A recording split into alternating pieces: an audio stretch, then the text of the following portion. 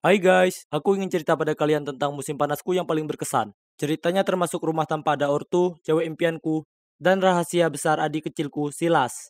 Sebenarnya, Silas tak ingin ceritakan soal itu ke kalian, tapi cerita ini terlalu lucu untuk kami simpan sendiri. Jadi tetaplah menyimak, biar ku ceritakan apa yang terjadi. Bayangkan adegannya, di sana aku sedang makan corn dog saat orang tua kami memberitahu mereka akan pergi liburan di hari jadi pernikahan mereka yang ke-20 tahun.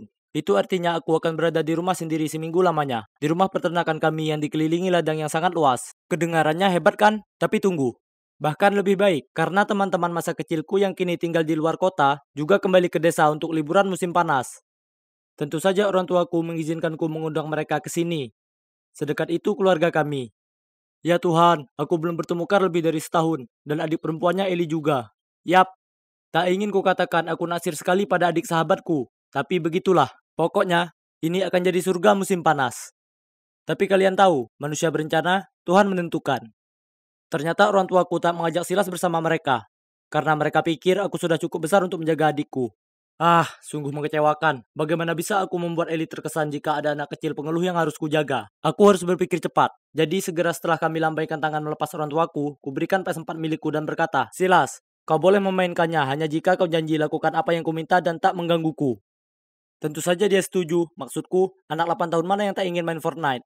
Sesekali ku periksa dia, dan kuberikan jus dan cemilan. Selain itu, aku punya banyak waktu luang untuk kuhabiskan nongkrong bersama Carl dan Ellie. Semua berjalan lancar untuk beberapa hari pertama, dan tak ada yang menandingi berada dekat sahabatmu dan gebetanmu seharian lamanya. Wah, aku tak bisa melepaskan pandanganku dari Ellie. Dia sepertinya jadi makin cantik. Kemudian di suatu malam kami duduk-duduk di luar memandangi bintang. Itu sungguh romantis, terutama saat Carl menganggapnya membosankan dan meninggalkan kami berdua. Aku hendak melakukan trik menguap dan merentangkan tanganku untuk merangkul bahu Ellie. Seketika Silas muncul dan menyusup di antara kami.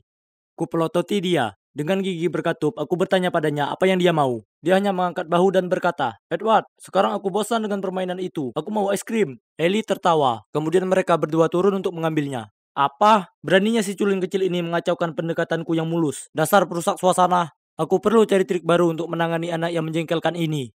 Jadi keesokan harinya, ku bilang pada Silas kalau dia ingin mengunduh permainan baru pilihannya, dia harus ke ladang dan mencari tongkol jagung dengan jumlah persis 200 biji di dalamnya. Dia terlihat ingin menangis, tapi dia pergi menuju ladang. Oh, betapa pintarnya aku mengirim adik kecilku untuk upaya yang sia-sia. Kuharap dia akan menyerah setelah beberapa jam, tapi tidak. Dia ada di sana dan mencarinya seharian. Dia bahkan berhasil menyeret Kar untuk membantunya. Pada akhirnya, dia masih tetap harus pergi dengan tangan kosong. Bagaimanapun, aku harus berterima kasih pada adik bodohku ini karena membantuku menghabiskan soreku yang indah bersama Eli. Malam itu, kami semua duduk bersama di ruang tamu dan berbagi cerita hantu yang seram. Kuharap Eli akan ketakutan sampai dia meringkuk di pangkuanku untuk berlindung. Jadi kuceritakan pada mereka tentang rumah kosong, yang termasuk properti keluarga kami. Kakekku dulu tinggal di sana, tapi sekarang sudah terbengkalai lebih dari 40 tahun lamanya. Ada banyak rumor tentang rumah itu berhantu. Seorang petani cerita, dia melihat hantu wanita di dekat jendela. Tapi dia lenyap di udara. Dan orang lain berkata, mereka melihat sosok seram melayang-layang keluar rumah dan mengejar mereka. Eli terkekeh lalu berkata, Oh, seram. Sebaiknya kita memeriksanya. Apa? Bukan ini yang kubayangkan di pikiranku. Nyatanya, dia tak tampak takut sama sekali. Aku tak ingin pergi ke sana. Rumah itu tua dan seram. Memikirkannya saja sudah membuatku takut. Untung bagiku, Sila sangat tidak menyarankan kami dengan mengatakan bahwa dia mendengar ada yang menangis di rumah itu. Dan orang tua kami tidak mengizinkan kami ke sana. Dan kemudian entah dari mana, aku merasakan angin dingin berembus ke arahku dengan suara tiupan, membuat bulu kuduku berdiri. Dan, boom!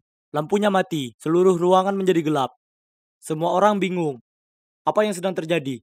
Aku tak mau mati sekarang. Tidak sebelum aku sempat memberitahu gebetanku bagaimana perasaanku. Aku sedang terhanyut dalam hayalan menakutkan. Saat lampunya menyala kembali, semua orang langsung tertawa. Ya Tuhan, kudapati diriku duduk di pangkuan Eli dengan kepala di antara kedua tanganku. Rupanya adik kecilku yang jahil, yang ternyata sengaja mematikan lampunya untuk iseng. Sungguh memalukan. Ya sudahlah, setidaknya Eli berubah pikiran soal ingin memeriksa rumah itu. Tapi beberapa hari kemudian, hal-hal aneh mulai terjadi. Aku pergi mengambil cemilan dari simpanan rahasiaku di bawah tempat tidur. Tapi apa ini? Semua coklat batangan Snickers itu hilang. Itu tak mungkin Silas, karena dia benci coklat Snickers. Ya kan? Kemudian saat kami menonton film, Eli mulai menggigil. Jadi sebagai cowok yang mengagumkan, aku pergi mengambil selimut untuknya. Tapi Semua selimutnya hilang. Saat aku kembali dan memberitahu Carl dan Ellie soal itu, Ellie bilang itu aneh karena kapan hari dia tidak bisa temukan piyamanya. Dan sebotol Gatorade Car juga hilang. Jadi, apa benar ada hantu di rumahku? Dan untuk adikku, dia bertingkah seolah dia dihantui. Dia jarang berbicara lagi, dan selama 3 hari berturut-turut, tepat di jam 6 sore, dia menghilang dari rumah selama berjam-jam. Ini sangat aneh, maksudku, itu adalah waktunya untuk acara favoritnya, dan dia sungguh tak akan melewatkan adventure time tanpa alasan yang bagus. Bagiku, menyenangkan kalau Silas tak ada di rumah, tapi karena aku ini kakaknya, aku masih harus memperhatikannya, karena ayah dan ibu tak akan terkesan kalau sampai aku kehilangan dia atau apa. Malam itu secara misterius dia menghilang lagi. Aku agak curiga, jadi aku pergi mencari Silas, tapi tak bisa kutemukan dimanapun. Panik, aku lari di sekitaran taman memanggil namanya. Akhirnya, aku merasa ada tangan menepuk bahuku. Aku sangat gelisah. Aku berbalik dan melihat Silas berdiri di sana. Aku membentaknya, "Kamu tak bisa kabur begitu saja tanpa pamit. Dari mana kamu tadi?" Tapi dengan tenang Silas menjawab, "Memangnya kenapa? Ini urusanku, bukan urusanmu." Kemudian dia langsung berlari masuk. Dia pasti sedang bercanda denganku. Baiklah kalau begitu, jika dia mau main rahasia-rahasiaan, maka aku juga tak keberatan jadi detektif. Aku harus mencari tahu. Aku mengumpulkan Ellie dan Carl dan menyusun rencana jenius. Keesokan harinya saat makan siang, sesuai rencana Silas masuk ke dapur dan semuanya sudah disiapkan. Aku menempatkan toples berisi permen yang mencolok di atas meja, dan seperti yang diperkirakan, Silas langsung mengambil segenggam penuh dan memasukkannya ke dalam mulut. Oh, lihatlah wajah bahagianya. Dia tak tahu apa yang kupersiapkan untuknya. Tepat setelah itu, kami masuk ke ruangan. Tak ingin ketahuan makan sembunyi-sembunyi, Silas dengan cepat sembunyi di bawah meja. Dan tentu saja, kami pura-pura tidak tahu dia ada di sana. Kemudian aku mengangkat toples itu dan berkata, "Teman-teman, coba tebak. Aku memesan pil ini online. Ini permen tak terlihat yang legendaris itu, yang membuat mustahil untuk orang lain melihatku." Carl berakting terkejut. "Tak dapat dipercaya. Bagaimana kau mendapatkannya? Kudengar ini sangat populer, sampai terjual habis di mana-mana." Kemudian Eli bertanya padaku, "Berapa lama kami bisa menghilang jika memakan permen ini?"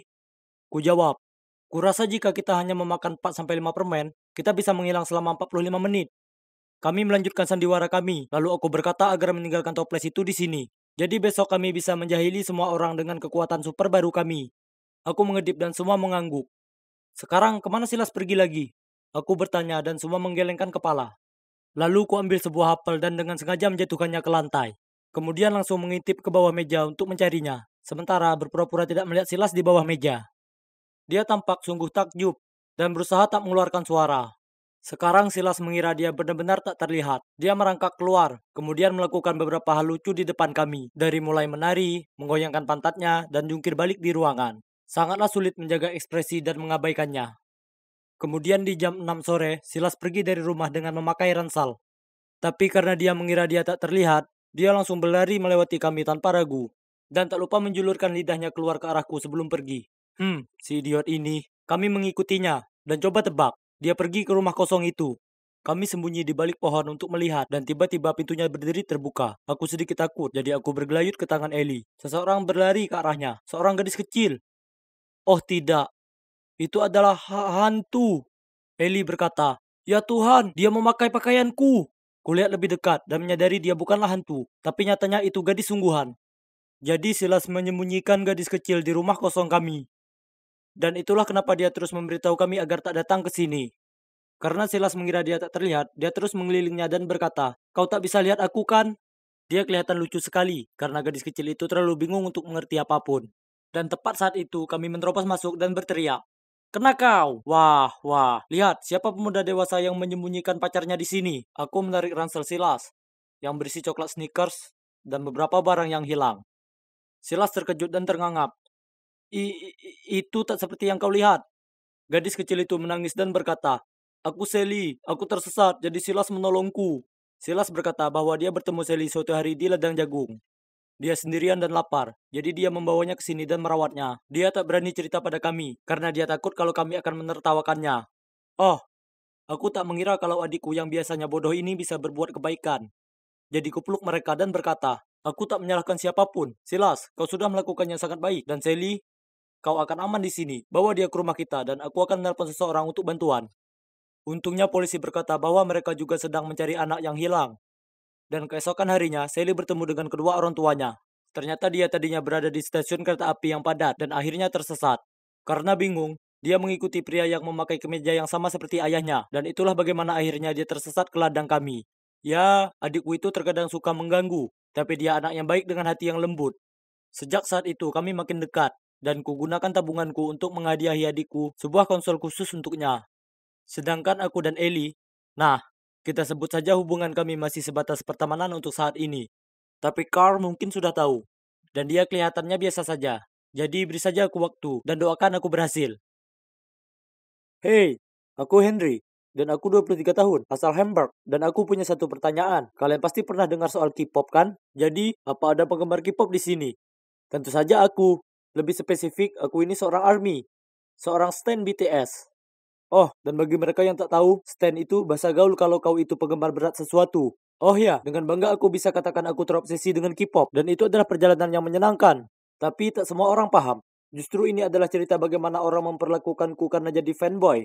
Dan itu cukup dramatis. Jadi, orang-orang selalu berpikir kalau kami menyukai K-pop karena idola itu berwajah ganteng. Tapi tidak hanya itu. Serius, aku bertaruh mereka yang benci K-pop, bahkan belum pernah mendengarkannya dengan baik. Jadi, kalian para pembenci K-pop, dengarkan aku. Dan aku akan mulai dengan menelusuri kembali ke awal momen yang mengubah hidupku. Saat pertama kali kutemukan K-pop, semua bermula saat teman sekelasku Chrissy menonton video media berjudul Dope selama istirahat kelas. Aku penasaran dan bergabung dengannya. Dan, oh man, aku tak pernah melihat sesuatu yang begitu luar biasa sebelumnya. Teknik kamera, koreografinya, sungguh menakjubkan. Aku tak bisa lupakan lagu itu dari kepalaku. Dan video itu sangat menyenangkan untuk ditonton. Video itu tak perlu cewek seksi atau mobil mewah untuk membuatnya menarik. Tapi murni bakat saja. Setelah itu, aku mulai mendengar lebih banyak K-pop dan menjadi stan. Tapi BTS akan jadi cinta sejatiku. Aku mencintai mereka dan aku tak keberatan membagikan apapun mengenai hal itu di Instagramku, yang juga membantuku berteman dengan banyak ARMY yang lain dari seluruh dunia. Kebanyakan cewek, tapi ada banyak cowok juga. Dan mereka sering mengirimiku pesan betapa mereka mengagumiku. Karena bersikap sangat terbuka akan kecintaanku terhadap K-pop, mereka berharap punya keberanian yang sama denganku. Kebanyakan dari mereka ditertawakan karena menyukai artis cowok Korea. Betapa konyolnya itu. Ini tahun 2021. Kita boleh suka siapapun yang kita mau. Dan kita tak seharusnya rahasiakan passion kita. Namun, aku benar-benar paham apa yang mereka rasakan. Aku pernah di posisi itu, dan itu sangat berat. Suatu kali saat di SMA, aku sedang sangat bersemangat menunjukkan pada Chrissy album BTS-ku yang terbaru. Kami menjerit dan memekik saat dengan hati-hati ku balik setiap halamannya seolah itu milikku yang paling berharga. Saat seorang penyuka olahraga lewat dengan kelompoknya dan berebutnya dari tanganku. Lalu dia berkata, majalah HBG apa ini? Bukannya mereka semua lakukan operasi plastik, ya kan? Kemudian anak lainnya mengatakan, kenapa kalian suka para cowok ini? Kalian ini gaya tahu apa? Kemudian mereka semua berjalan pergi sambil tertawa. Aku sangat marah. Aku ingin menendang mereka jauh dari planet bumi. Bahkan Google tak akan bisa menemukan mereka. Tapi aku tak bisa berbuat apa-apa. Mereka jauh lebih besar dariku dan akan menghancurkanku sampai lumat jika aku coba-coba. Jadi aku muncul dengan ide yang lebih baik. Aku mulai pergi ke gym. Aku ingin jadi kekar seperti Jungkook. Nanti aku tak akan takut lagi dengan pecundang manapun yang menggangguku dan teman-teman cowokku. Oh, dan ngomong-ngomong, aku ini bukan gay. Ibuku adalah hal lain yang harus dihadapi oleh kami para fanboy. Tak ada yang salah dengan menjadi gay, tapi mengasumsikan aku ini demikian hanya karena aku menyukai K-pop itu konyol. K-pop itu untuk siapa saja dan semua orang. Bagaimanapun setelah SMA, segala sesuatunya jadi lebih baik karena orang-orang di perguruan tinggi tidak usil. Kami semua sudah dewasa, dan kalian tak akan percaya betapa berototnya aku sekarang. Cewek-cewek mulai memperhatikanku, tapi hanya ada satu cewek yang kuperhatikan. Namanya adalah Kayla, dan dia sangat imut. Namun, ada satu masalah kecil sekali. Dan yang kumaksud kecil sekali ini, maksudku besar sekali. Dia tak suka K-pop. Pernah saat kami sedang belajar, dia duduk di dekatku dan bertanya dengan tersenyum, apa yang sedang kau dengarkan? Kemudian dia mengambil salah satu earphone-ku. Apa ini? Sejenis nyanyian mantra. Kemudian dia kembali membaca dengan pandangan jijik di wajahnya. Apa? Itu biasku. Rap Monster menyemburkan api. Aku tak tahu apa dia tak punya selera. Tapi kali ini kubiarkan saja. Karena aku tak ingin mempermasalahkannya di perpustakaan. Setelah semuanya makin buruk dan kebenciannya pada K-pop jadi makin jelas. Tiap kali kubicarakan soal itu, dia memutar matanya dan mengubah topik pembicaraan. Dan saat video musik keluar dan aku tak sabar menunjukkan padanya, dia terus saja melihat-lihat ponselnya dan mengabaikannya. Selain dari itu, dia selalu bersikap manis dan oleh karena itu kami terus berkencan. Tapi kami tak seharusnya demikian.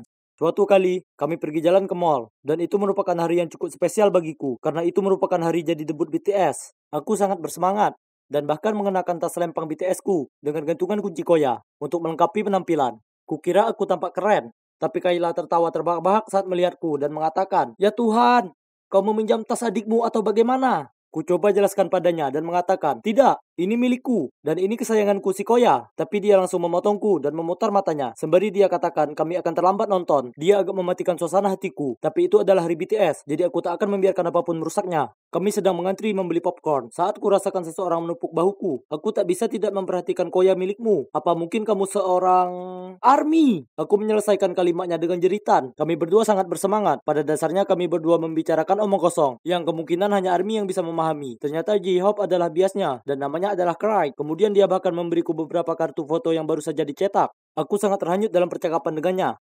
Sampai aku lupa Kayla ada di sana. Sampai Craig berkata padanya, "Oh hai, siapa biasmu? Mungkin aku punya beberapa kartu untukmu juga." Kayla nampak tersinggung dan berkata, "Kalian ini parah. Dasar seorang pecundang. Aku sudah muak dengan urusan K-pop ini." Kemudian dia berlalu pergi. Kami tertegun. Tapi ya sudahlah. Jika dia tak bisa menghargai hobiku dan mencintaiku apa adanya, ya sudah. Selamat tinggal Kayla. Setelahnya, Craig dan aku pergi ke kafe untuk membicarakan apapun soal BTS. Dan sampai hari itu, kami masih berteman baik. Dan aku beruntung dia menyelamatkanku dari mengecani cewek mengerikan itu lebih lama lagi. Setelah hubungan itu, aku memberi jeda pada kehidupan cintaku.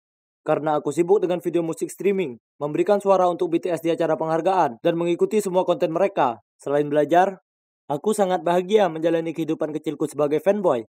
Tapi kemudian suatu hari semuanya berubah. Aku sedang berada di bus menuju kelas karena aku merasa kurang sehat untuk mengemudi setelah tak tidur menonton streaming siaran langsung BTS. Aku pasti tertidur karena hal berikutnya aku terbangun. Dan aku sedang bersandar di bahu seorang cewek. Dengan cepat aku minta maaf padanya dan dia hanya terkekeh. Kemudian kulihat dengan jelas.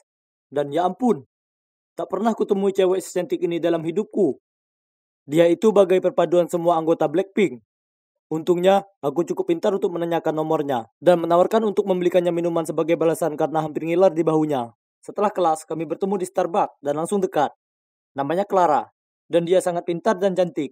Aku harus jadikan dia milikku, jadi kuputuskan untuk mengubah taktik sedikit. Aku akan menunggu sebentar sebelum memberitahunya kalau aku ini fanboy. Sebaliknya, aku fokus mencari tahu tentangnya terlebih dahulu dan memperjelas kalau aku menyukainya. Kemudian, saat yang tepat pun datang. Aku berbagi padanya tentang passionku pada K-pop. Tak lama kami jadi cukup serius dan melakukan apapun bersama. Dan akhirnya kurasakan momen itu tiba. Aku sedang mengantarnya pulang dan memutar daftar lagu K-popku. Yang membuatku terkejut, dia tampak tertarik dan menanyakan apa itu. Kukatakan padanya aku sangat menyukainya. Lalu dengan gugup aku bertanya padanya, "Apa kamu tak keberatan dengan ini?" Karena biasanya saat ku beritahu orang lain, mereka menertawakanku. Dia hanya tersenyum dan berkata, "Oke, sekarang giliranku." Kemudian dia memasang death metal yang hampir membuat bulu kuduku berdiri. Dia tertawa dan berkata, "Aku tahu apa yang kau rasakan. Death metal juga bukan selera semua orang. Tapi hey, kita boleh menyukai apapun yang kita inginkan, ya kan? Aku menghargai kalau kau suka K-pop." Ya ampun, mungkinkah Clara bisa lebih sempurna lagi? Aku tak sabar menunjukkan padanya kamarku juga. Tapi tak disangka, di malam aku mengundangnya ke rumah. Wajahnya berubah saat dia melihat poster dan merchandise-ku. Kutunjukkan padanya koleksiku, bonekaku, foto-fotoku, tapi dia tersenyum dan menatapku. Kemudian dia meraih tanganku dan berkata, "Henry, ini sangat keren, tapi tidakkah kau berpikir ini agak berlebihan? Aku tahu kau sangat menyukainya, tapi mungkin kau sebaiknya mulai menggunakan uangmu untuk hal-hal yang berguna untuk masa depanmu juga." Kemudian dia memberitahuku dia ingin pulang. Tak bisa kupungkiri aku merasa terluka, tapi aku tahu dia adalah orang yang tepat untukku. Dan dia hanya butuh sedikit waktu untuk benar-benar memahami kalau ini lebih dari sekedar hobi bagiku. Jadi aku bertekad untuk membuatnya menyukai K-pop. Aku mulai mengirimnya lagu dan merekomendasikan beberapa acara Korea untuk ditonton. Pernah aku bahkan berpura-pura mengajaknya piknik, tapi membawanya ke festival ARMY. Clara ikut saja dengan semuanya, tapi dia masih belum terlalu tertarik. Kemudian datanglah berita terbaik. Kutemukan kalau BTS akan konser di London. Aku sangat putus asa untuk pergi dan cerita ke Clara tentang terbang ke sana untuk konser itu. Tapi dia berkata, "Henry, bukankah itu hari yang sama dengan kontes marketing kita? Akan ada para perekrut dan sebagainya di sana. Kau tak bisa melewatkannya. Ini adalah kesempatanmu untuk mendapatkan pekerjaan yang baik." Aku tak peduli dan menjawabnya dengan candaan. Tapi aku sudah menunggu untuk bertemu mereka seumur hidupku. Ini adalah mimpi yang jadi nyata. Siapa yang butuh pekerjaan kalau kau punya BTS? Aku akan ke London, sayang. Tapi Clara tidak tertawa. Nyatanya dia sangat marah dan mulai memakiku, mengatakan kalau aku sangat kekanak-kanakan dan bahwa kalau aku tak segera tumbuh dewasa, dia tak bisa bersamaku lagi. Dia bahkan menangis, mengatakan dia butuh pria yang bertanggung jawab, yang memikirkan masa depannya sambil bergegas pergi. Setelahnya dia mendiamkan aku. Aku terjebak dalam sebuah dilema. Melihat BTS secara langsung adalah impianku, Tapi kenapa ini terasa begitu salah? Kuputuskan untuk menunggu beberapa hari untuk memikirkan semuanya. Dan pada akhirnya aku sadar akan ada konser-konser yang lain. Ya kan? Aku tak bisa melewatkan kontes itu. Maksudku, bagaimana lagi aku akan mendukung BTS tanpa uang? Aku memang butuh pekerjaan. Jadi, meskipun itu mematahkan hatiku sebagai fanboy, kukatakan pada Clara aku akan melewatkan konser itu kali ini dan pergi ke kontes. Clara langsung menyeringai dan berkata, "Sungguh, aku sangat bangga padamu, Henry." Lalu dia memberiku ciuman mesra, dan aku ingatkan diriku sendiri ini semua sepadan. Dan paling tidak, aku masih punya pacarku. Tapi tiba-tiba Clara mulai bicara lagi. "Henry, ada sesuatu yang perlu kukatakan padamu. Sebenarnya Profesor Geller sudah memberitahuku kontes itu ditunda sementara. Jadi ini hanyalah sebuah tes." Kemudian dia mengatakan dia hanya ingin lihat apa aku bisa menentukan prioritasku. Dia menyukai betapa antusiasnya aku terhadap K-pop, tapi semuanya butuh keseimbangan. Dan dia ingin memastikan aku akan menganggap serius sisi lain dalam hidupku sama seriusnya seperti pada K-pop. Kemudian dia memberiku ponselnya dan berkata, "Lihat, itu adalah tiket BTS. Dia membelinya untukku." Aku sangat senang. Aku menitikkan air mata dan tak bisa berhenti memeluknya. Kukira itu adalah momen paling bahagia dalam hidupku. Tapi ternyata konser BTS itulah. Terutama bersama Clara di sampingku. Sekarang ini kami masih bersama. Dan coba tebak, dia sekarang bias pada Jin. Serius, dia itu cewek sempurna bagiku. Dan aku tak sabar menghabiskan hidupku bersamanya. Jika di tahun 2031, kalian melihat sebuah keluarga terdiri dari 4 orang yang menjerit di konser BTS, kemungkinannya itu adalah aku dan Clara serta anak kami di masa depan. Jangan malu, datanglah dan menyapa.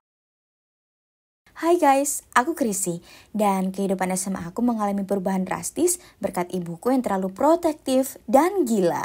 Kalian tahu, orang tuaku cerai saat aku masih kecil. Aku tinggal bersama ibuku, tapi ia bekerja di Departemen Investigasi Kriminal yang artinya ibu super sibuk sampai tugas-tugas rumah terbengkalai. Dan kami selalu membeli makanan bungkus. Percayalah padaku, makan pizza dan nasi goreng telur tiap malam tak seenak kedengarannya. Kakek nenekku bisa lihat kalau ibuku kesulitan menyeimbangkan antara komitmen pekerjaan dan kehidupan rumahnya. Jadi aku pergi dan tinggal bersama mereka. Aku tak keberatan dengan ini karena ibu selalu mengunjungiku tiap kan. Selain itu, masakan nenek sangat lezat. Tapi ketika ibu beralih departemen, ia berganti dari mengejar para kriminal ke menangani dokumen di kantor. Karena perubahan ini, ibu punya lebih banyak waktu. Jadi aku pindah kembali bersamanya. Hanya dengan tinggal bersamanya, aku sadar betapa berbedanya sikapnya terhadapku.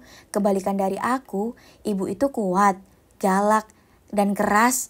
Pada dasarnya ibu seperti lelaki, sementara aku gadis manis yang gemar memakai pakaian cantik dan menonton film lucu. Kalian bisa bayangkan ketakutanku saat kuundang sahabatku Sharon datang ke rumah. Dan ibu mondar-mandir di rumah pakai tank top bergambar tengkorak, jeans belel, dan sepatu boot pengendara motor. Ia tampak seperti akan ikut rally sepeda. Yah, ini gayanya seperti biasa. Tapi kuharap setidaknya ia akan bersikap normal sekali saja saat ada tamu. Sungguh lebay, usianya hampir 40, bukan 15. Kemudian di hari pertama aku SMA, ibu memaksa untuk mengantar dan menjemputku karena ia khawatir bisa jadi ada pembuat onar di bus. Yep, aku tahu ini konyol. Maksudku, seberapa rapuh ya pikir aku ini, tapi aku tak mau mengecewakannya. Jadi dengan enggan aku setuju. Sekolah berakhir dan aku sedang mengobrol dengan teman-temanku sementara menunggu ibu muncul. Ketika tiba-tiba kami mendengar suara mesin motor datang menuju sekolah. Aku dan teman-temanku bersemangat dan bersiul saat kami kira cowok ganteng sedang melintas. Tapi kemudian mereka berhenti di dekat kami dan melepaskan helm mereka. Aku sungguh ingin pingsan. Itu adalah ibuku tersayang. Oh, Tuhan yang baik. Apa yang sedang ia lakukan? Ibuku berteriak dengan gembira, "Hey Chrissy, ayo naik." Lalu ia mengulurkan helm cadangannya kepadaku. Aku bersumpah, rasanya seluruh sekolah ada di luar melihat kami. Sungguh memalukan. Saat kami sampai di rumah, aku bertanya padanya dari mana motor itu. Ibu menjawab, "Apa? Oh, maksudmu Eleanor? Aku baru saja membelinya minggu lalu. Cuacanya sangat menyenangkan hari ini, jadi kupikir aku akan mengajaknya." Ya, kalian tak salah dengar. Ibuku memberi nama motor itu seperti Eleanor Roosevelt. Tak dapat dipercaya. Rasa malu ini tak hanya sampai di situ. Oh tidak, suatu hari guruku menginformasikan pada kami bahwa besok sepulang sekolah ada pertemuan guru dan orang tua. Aku tak bisa membiarkan ibuku muncul dengan pakaian remaja pemberontak, jadi ku cari dalam lemarinya sesuatu yang keibuan. Tidak ada, yang dimiliki ibu hanyalah kaos, celana pendek sobek, dan baju crop top. Jadi ku cari di internet dan ku temukan gaun biru yang cantik ini, lalu ku minta ibu untuk membelinya. Keesokan harinya setelah sekolah, kutunggu ibuku di ruang acara. Semua orang tua sudah ada di sana, hanya ibuku yang tak ada. Aku hendak menelponnya ketika tiba-tiba seseorang memasuki ruangan. Ya, Tuhanku. Seseorang tolong hajar aku sekarang juga. Itu adalah ibuku dan kalian tak akan percaya apa yang ibu kenakan. Tidak, itu bukan gaun biru itu. Sebaliknya, itu baju kulit hitam super ketat, kacamata hitam, hak tinggi 10 inci, dan kalung cokor hitam. Ibu tampak seperti berada dalam film vampir. Semua orang ternganga melihatnya. Kurasa beberapa ayah bahkan sedikit ngiler. Saat kutanyakan hal itu padanya, ia hanya mengangkat bahu dan berkata, "Sayang, gaun ini lebih seperti gayaku daripada gaun biru keibuan itu. Sekarang, secara resmi, ini adalah momen paling memalukan nomor 1. Terima kasih, Bu." Kenapa dia tak bisa jadi sepertiku? Maksudku, aku mulai berpikir kalau akulah yang dewasa di sini, bukan ibu. Rasa malu ini tak selesai di situ. Sebaliknya, ibu justru meningkatkannya. Sekolahku merencanakan trip berkemah dan aku bersemangat sekali akan hal itu. Ibu ingin ikut pergi dan mengawasiku. Tapi dengan tegas kukatakan tidak. Ibu mulai mengatakan, "Tapi sayang, kamu tak tahu betapa bahayanya hutan itu. Bagaimana jika kamu tergigit ular? Apa kamu tahu cara mengatasi hal itu?" Kurasa tidak. Apa? Ia kembali bersikap konyol. Kami berdebat sebentar, tapi pada akhirnya ibu setuju membiarkan aku pergi tanpanya. Trip itu sangat menyenangkan, dan beberapa cowok tampan bertanya pada Sharon dan aku apa kami mau ikut berenang di danau. Tentu saja, kami mengiyakan. Maksudku, lihat mereka. Mereka sangat tampan. Tiba-tiba aku dengar jeritan, itu adalah Sharon. Dia bilang ada seseorang yang sembunyi di semak-semak memperhatikan kami. Itu sungguh menyeramkan. Para cowok tampan itu bilang mereka akan pergi memeriksanya. Tapi kemudian orang ini keluar dari semak-semak dan melempar judo ke mereka. Tunggu dulu, aku tahu gerakan itu. Apa mungkin? Oh tidak, itu ibuku. Apa yang ibu kenakan? Ibu memakai pakaian tentara lengkap. Ia bahkan membawa teropong. Ya ampun ibu, apa yang ibu lakukan berdandan seperti G.I. Joe? Aku tak bisa menahan tangis dan berteriak, "Ya Tuhanku, kenapa ibu tak bisa tinggalkan aku sendiri? Ibu kacaukan semuanya." Kemudian aku lari kembali ke perkemahan. Ibu pergi setelahnya, tapi aku merasa sangat malu selama sisa acara. Saat aku kembali ke rumah, ibu langsung meminta maaf dan bersumpah bahwa hal seperti itu tak akan terjadi lagi. Oke, aku bisa lihat di matanya kalau ia bersungguh-sungguh, jadi aku akan memberinya kesempatan. Ibu jauh lebih tenang setelah itu, dan bahkan membiarkan aku pergi ke sekolah sendiri. Ya, itu adalah kemajuan besar, bukan begitu? Tak lama setelahnya, aku mulai pacaran dengan satu cowok bernama Kevin. Dan wah, dia ini seksi. Dia salah satu cowok populer di sekolah. Jadi aku masih tak percaya dia memilihku. Aku tak tahu bagaimana ibu tahu soal dia, tapi begitulah. Dan ibu memaksa mengundangnya datang untuk makan malam. Aku membuatnya sepakat untuk tidak melakukan kegilaan apapun. Maksudku, apa hal terburuk yang bisa saja terjadi? Makan malam itu berjalan lancar, sampai kami mendapat pencuci mulut dan kemudian ibu mulai bertanya padanya pertanyaan aneh. Seperti, "Kevin, berapa banyak cewek yang sudah kau kencani?" Dan aku beranggapan kalian berdua ada kelas kesehatan di sekolah, atau sebaiknya aku ingatkan kalian beberapa fakta penting. Oh, Tuhan yang baik. Ibu, pertanyaannya lebih dari sekedar memalukan. Kevin hanya duduk di sana dengan senyum yang sangat canggung di wajahnya dan tak menjawab. Tapi kemudian ibu memberitahukan sudah sangat malam dan pada dasarnya mengusirnya dari rumah. Ini baru jam 8:30. Setelah Kevin pergi, aku langsung menuju ibuku dan kami mulai berdebat. Ibu sudah setuju tak melakukan hal gila. Kenapa ibu tak bisa bersikap seperti ibu normal? Ia menjawab, "Oh sayang, Kevin itu sangat tampan, tapi dia tak baik untukmu." Aku tahu tipenya. Mereka hanya ingin mengambil keuntungan dari cewek feminin sepertimu. Apa? Cewek feminin sepertiku? Apa maksudnya itu? Aku balas berteriak. Ibu melakukannya lagi. Ibu bersikap terlalu protektif. Itu karena kamu tak cukup tangguh. Jika kamu tak terlalu feminin dan jadi jagoan seperti ibumu ini, aku tak perlu menjagamu sepanjang waktu. Aku bergegas ke atas, ke kamarku dan membanting pintu. Aku sangat ingin membuktikan padanya kalau ia salah soal Kevin dan aku tak perlu perlindungannya. Untungnya ibu belum menakut-nakuti Kevin. Kevin memberitahuku kalau orang tuanya juga sangat memalukan. Suatu malam, Kevin mengajakku ke sebuah restoran bagus. Terdapat lilin, musik live, dan makanannya yang lezat. Sungguh romantis. Kemudian dia menyentuh tanganku dan mendekat. Ini sangat menyenangkan. Aku akan mendapatkan ciuman pertamaku. Tiba-tiba ada yang menggebrak meja di dekat kami dan mengacaukan momen itu. Itulah saat ku perhatikan mereka punya gantungan kunci di tasnya yang kelihatan sama persis seperti yang ku buat dulu di perkemahan musim panas. Aku berdiri dan jalan ke meja itu. Seorang wanita paruh baya berambut pirang dan kacamata hitam sedang duduk di sana. Aku berusaha lihat wajahnya, tapi sepertinya dia menjauhiku. Aku melihat lebih dekat dan aku tak percaya. Ku tarik lepas rambut palsu itu dari kepalanya dan ya, itu ibuku tersayang. Lagi. Jujur saja aku tak mau lagi berdebat dengannya. Hari ini adalah bukti bahwa dia tak bisa berubah. Jadi dengan suara tenang hanya kukatakan, aku membencimu ibu. Ibu adalah ibu terburuk yang pernah ada. Kemudian kuraih tangan Kevin dan lari keluar dari sana.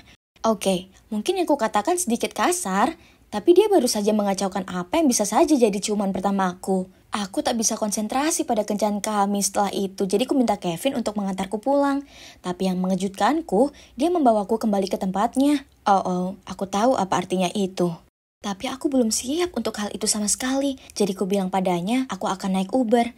Tiba-tiba dia mencengkram lenganku dan berusaha menyeretku masuk ke rumahnya. Aku tak percaya ini terjadi, ibu benar sekali tentangnya.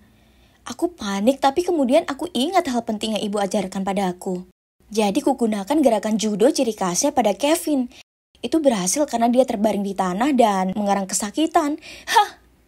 Saat itulah saat ibu datang naik motornya. Segera saat aku melihatnya, aku berlari ke arahnya, mendekapnya erat dan menangis seperti bayi di pelukannya. Kalian pasti bertanya-tanya bagaimana ibuku menemukanku. Ya, saat Kevin datang makan malam, ibu mencuri ponselnya dan menyadapnya. Jadi ibu punya akses ke semua pesan dan lokasinya. Jadi setelah aku menyeret Kevin keluar restoran, Kevin mengirim pesan ke temannya mengatakan dia akan berusaha meniduriku. Apapun caranya yang dimana dibaca ibuku. Jadi ibu bergegas menyelamatkanku. Ya Tuhan, itu sangat tidak benar. Tapi apa yang bisa kalian harapkan dari seorang investigator kriminal? Saat kami tiba di rumah, kami bicara serius. Yang mengejutkanku, ibu mengakui bahwa ibu salah tentangku. Ibu melihat bagaimana aku bisa menjaga diriku sendiri. Gerakan judo yang kulakukan ke Kevin sangat membuatnya terkesan. Lihat kan, cewek feminin juga bisa menendang orang juga. Jadi sejak kejadian itu, semuanya di antara kami jadi jauh lebih baik. Ternyata ibu tak begitu menyebalkan kok. Aku sadar sekarang kalau ibu itu cukup keren dan semua yang ia lakukan hanyalah untuk melindungiku. Oke, mungkin kita melakukannya di level ekstrim, tapi ia melakukan itu dengan baik. Terima kasih ibu. Berkat ibu sekarang aku merasa lebih kuat. Kalian tahu apa kata mereka? Aku ini wanita kuat karena wanita kuat membesarkan aku. Meskipun satu hal yang pasti, aku tak akan meminjam baju-bajunya dalam waktu dekat. Aturan. Para ibu pastinya senang sekali membuat aturan ya kan? Ngomong-ngomong, aku Nicole dan tahukah kalian, orang tuaku bercerai saat aku berumur 8 tahun. Jadi sejak saat itu aku cuma tinggal bersama ibuku. Ibu memberiku banyak peraturan yang membosankan, tapi aku benci mematuhinya. Umurku sudah 18 tahun dan aku harusnya lebih banyak bersenang-senang kan? Bagiku peraturan dibuat untuk dilanggar dan percayalah, aku sering melanggarnya. Tapi ternyata semua ini yang menyebabkan seluruh hidupku berubah. Suatu hari aku ada ulangan matematika yang penting, tapi aku benci matematika. Jadi aku bolos sekolah dan pergi ke bioskop bersama teman-temanku. Maksudku, halo, film Avengers terakhir baru saja keluar. Tidak mungkin aku melewatkannya dan mendapatkan spoiler. Mungkin ibu akan memberiku hukuman berat selama beberapa minggu, tapi itu bukan masalah besar kan? Aku sampai di rumah dan melihat ibuku sudah menungguku. Dia memelototiku dan berkata, Nicole, aku mendapatkan panggilan telepon yang menarik dari sekolah. Ternyata kamu belum masuk sekolah seharian ini.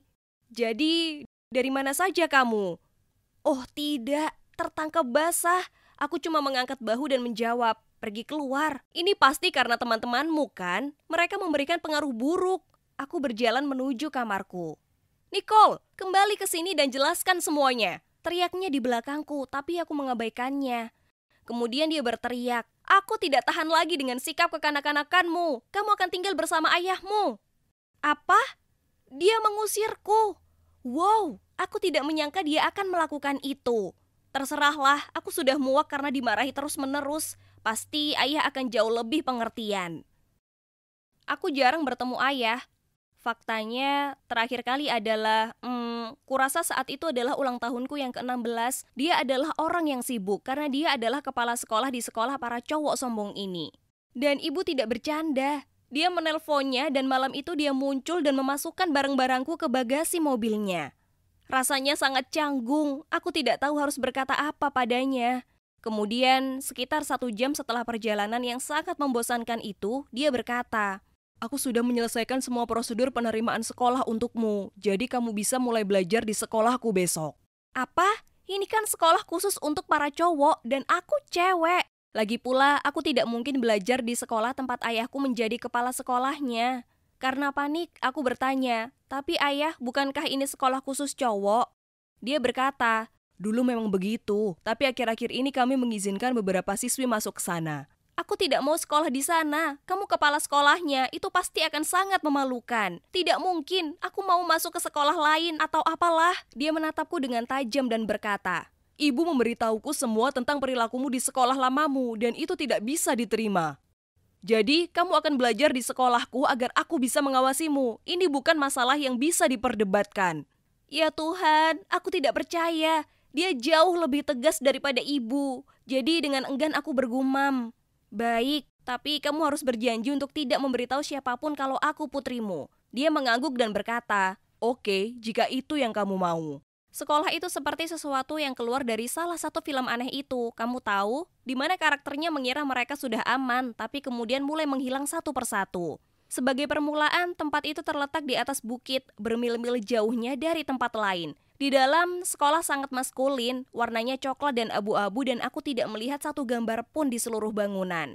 Satu-satunya hal yang bersifat perempuan di seluruh tempat itu adalah toilet cewek.